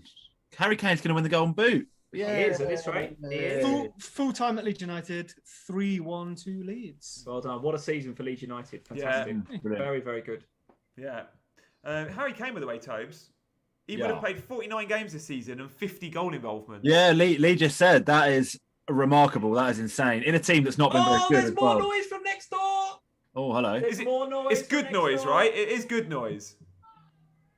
Oh, it is good noise, I think. It's good noise. Oh. I think it's good noise. Oh. Leicester have bottled it with a capital B. Is it going to be? It's going to be Harry. Well, it's not going to be Son because he's not on the pitch. It might be another Gareth Bale by the sounds of things from next door. But I'll let Toby do the update. His goals per minute Club, ratio in the you Premier are League very lucky. is incredible. I can hear. I can still hear it now. I think that means Ricardo Pereira loses me points as well. Oh, yes, it is Gareth. I love that. The chat. How much of a turning point in that game, Toby, was Fofana going off? It feels like since Fofana went off, they've just not had it, Leicester. I don't know. They haven't had any leadership or anything. Leicester were good for the first, really good, and then just second half they started quite well as well. They just bottled it. They just looked like a team that like were nervous, and Spurs haven't been particularly good. They've been quite good, clinical in the final third, but yeah, it's hard to say, isn't it? Fofana is class. Just in it here, so got Regular on the ball, wallops it forward, like really agricultural whack forward. Yeah. Big mix up in the back. Gareth Bale picks it up, should pass it to Kane, but doesn't. Gareth Bale just he runs it into the net, like plays a 1-2 off the post and then taps it in. Classic Bale. Yeah, that's brilliant. He actually toe pokes it and hits the post. Yeah, he just played a little 1-2 off the post back to him. Full time at Anfield. 2-0 to Liverpool. That should see Liverpool into third. Yeah, Liverpool third. Yeah, unless Chelsea. Be an incredible result. Unless Chelsea somehow. She's happy with that result. Oh, that is so good. That makes Spurs the Europa Conference League, and a shout out to West Ham. Puts West Ham into Europa League, doesn't it? That result today. Yeah, West Ham are in 6th as it stands. What's the season for West Ham? And only finished the season a point behind Leicester. Consider, we've been talking about Leicester as a top 4 team all season. Well, fair play, David Moyes. You've finished a point off Brendan's team. Not bad going. Not bad going at all. Where do West Ham go from here, though? It feels like. I feel like unless they do some big things in the summer, this is kind of a one season. I don't want to say but if you look at, bring it back to looking at their numbers as well. Their numbers are kind of very upper mid-table. So a fair play. If they're just massively overperforming because of quality rather than fortune or anything, good on them. But I don't know if that's sustainable into next year unless they use this to really improve the team. Yeah. It will still playing at Aston Villa, Gianni. Still playing. Yeah, it's been 5 minutes added time, but I mean, because of the Spurs game, it's done, isn't it? That little Bale brace might have spared your blushes, Gianni, with the worst overall rank of all time. I think you might have escaped it now, right? Oh yeah, that's a good point. I did try and go on live FPL a minute ago, and it was the servers are going to be game over. Just doing some very rough maths off the top of my head. I think my Lloris to Mendy transfer has meant I'm going to finish a point or 2 behind Az. Should have done nothing. Is that including? Did Rafinha feature in the bonus, Seb? I guess he didn't. Yeah. He's currently in there. I mean, we'll see how it changes. He's currently in there for 1 bonus point. Okay. So we'll see how it falls. There's a lot to change in those, isn't there? It's very marginal. Yeah, there is. Still playing at Villa Park, but I think we can safely say that. And Nakamba's been man of the match. He's been phenomenal. I think we can safely say that, the top 4 is Liverpool in 3rd on 69 points, Chelsea 4th, 67, and Leicester 66, West Ham 65. So what a top 4 race that was in the end. But yeah, Chelsea got there. Well and truly bailed out there, Chelsea. Well and truly bailed out. I don't get it. Could you explain it? Let it sink in for a moment, Seb. I do, and I've got Gareth. How good is that? Not only has he kept Chelsea in the Champions League with his 2 goals and probably 3 bonus. I'm guessing Kane won't get the bonus now with Bale's 2 goals. I think Vardy will still get it when he's 2 goals. As a forward, he might. Yeah. He might with the BPS, although Bale will be close. Yeah, he'll probably be up there. His goals per minute this season is the best in the league by miles. Will he be around next year, Tobes? What about Joe Willock? Depends on the. I honestly think it'd be better than Joe Willock's. He scores like every 63 minutes this year. Okay, fair enough. Sorry, what was the question? Bale, is Bale around next year? Will we have him in the Premier League? Depends on the manager. Depends entirely on who the manager is. I think possibly we've got the option. I think to offer him the second year, and he certainly doesn't want to go back to Madrid. He's made that pretty clear. So I just point out that Kepa got booked for time wasting in the 95th minute. You're 2-1 down, mate. How does Kepa get booked for time wasting? Only Kepa, right? Poor Only bloke. Kepa could do that. Oh, that is brilliant. Vardy still on for 3, Bale on for 2, and Kane on for 1. Okay. How good, by the way, was it to have 10 games on at the same time? Oh, lovely. I absolutely loved that. Yeah. Really Absolutely nice. That was fantastic. Yeah, I can't wait for that again next season. I mean, we'll get the 3 o'clocks. We'll always get 4 or 5 games, which is a treat. I've really enjoyed. Well, I mean, I originally really enjoyed being able to watch every match like a year ago, but now like just everything seems better having them at once. Yeah, spread some out for TV and what have you. But firstly, like we get stuff like this where lots happens. There's not where you're just like, oh, this is a boring match, nothing is happening. FPL, not dragging out FPL is so nice. Not what was it a couple of weeks ago where we had was it Bamford like didn't start or something and did nothing and everyone was like, haha. And then Antonio didn't do anything either, and Chris Wood didn't do anything. That all would have happened at once, and it just saves your mental health a bit, to be completely honest. And it gives you the rest of your weekend. Like for a year now, I have lost entire weekends to football matches. I want to lose half a day to it. That's as much as I want to give up. Good point. Gianni and I talked on a WhatsApp group before as well and said, actually, I really enjoyed the fact that there weren't any leaks, down to the fact we've got the hour and a half deadline. Actually made it more interesting, I think, and meant you didn't have to sort of like your success wasn't reliant on you being at Twitter 5 minutes before the deadline going, oh god, this, but it was like, do a bit of research, do your best guess at who's going to play and pick your team, and that to me felt like a better situation. Yeah. Guys, I look forward to sharing a beer with you all on the 13th of August. Fantasy Football Fest. I hope that'd be very good. If you want to join us for that beer, guys, to all of you in the chat, you're more than welcome to. So check us out on Twitter, Fantasy Football Fest. You can buy your tickets online. They're currently £18 with an early bird discount. And it's a London venue. We hope to see you there. As if I've not done enough of a shopping TV sort of plug, Toby and I have got a book out. It was sold out in December. We, as of Wednesday, nice, love that. As of Wednesday, where's yours, Seb? In the post, I understand. As of Wednesday, we decided to do a reprint. We had so many DMs saying, how can I get a physical copy of the book? I don't want to read the Kindle version. Can you reprint? And we've done it. The public have spoken, and we are men of the people. So $7.99 with free delivery in the UK. You can get yourselves Fantasy Premier League, Unlocking the Secrets of the Top 1%. It's brilliant. There you go. Love that. Okay. Guys, it's been wicked chatting with you. Because we came on air so early, I feel like we should do a little debrief and then get off. If we're going to take something from this season, what's the one thing we will all remember from this season? Both an FPL memory, like a good thing that's happened to your team, and a learning for next season. So I'll kick us off. My learning for next season is don't be scared to go a little bit template early on, because if you go too rogue too early and slip behind, it punishes you, and that's what I did. And then my memory of the season, pretty underwhelming. I had a Matt Loughton goal out of nowhere. And I think he may have got a highlight, Gianni. Literally, that's how bad my season's been. I think it's been one of the few defenders I've got that scored a goal. I never had Justin, I never had Dallas. I didn't get defender goals often at all. I missed out on loads of Stones goals. Out of nowhere, Loughton got like 13, 14 points one week, and it was beautiful. And that for me is my highlight. Lee, I'm going to come to you next. I'm actually the opposite to you in terms of the learning, because I feel like I've played it a bit too safe this year. If the last few weeks have shown me anything, picking like a Willock, and by the way, I didn't spend hours poring over Willock's stats, just picked him because he'd scored 5 in a row. So I've had him a couple of weeks now, and he's been, every time he's scored, my rank has flown up. And today, having Mane captain, with Mane having, actually a pretty poor season, okay, he's shown a little bit of form over the last recent weeks, but to sort of captain him in the last game week is pretty rogue, to be honest, with a bit of a punt. It's brave. And my rank's just gone from, I was about 90 odd K, and I think I'm going to finish somewhere like 65K. So really happy to have that rank jump. So there's my learning, is that actually I've been probably a bit too safe this season, and probably need to go a little bit more rogue next. Favourite moments? I mean, obviously the Alisson goal was probably my favourite football moment. That's fantastic. But from an FPL perspective, I did enjoy having Mendy when he saved the Aguero Panenka the other week. That was, I'm sure there are other moments from earlier on in the season that I'll remember in due course, but that's the one that sticks out for me. It was because how much of a swing that was between Sam and I, right? She didn't have Mendy at all. yet Mendy puts his hand out, stops that, and gets an 11-pointer that week. It was absolutely incredible. So, yeah, lots and lots of highlights. But I, for one, am really, really looking forward to having some regularity back next season. I really am, because that today was really enjoyable. Having action constantly for 90-odd minutes was brilliant. So, yeah, looking forward to next year already. Yeah, me too. Sayuj in the chat, by the way, 4.8k overall. Congratulations. That is a really decent rank. Christie's at 49k. Fahim's at 68k. Some really impressive ranks. Tobes, what are your learnings? And memories.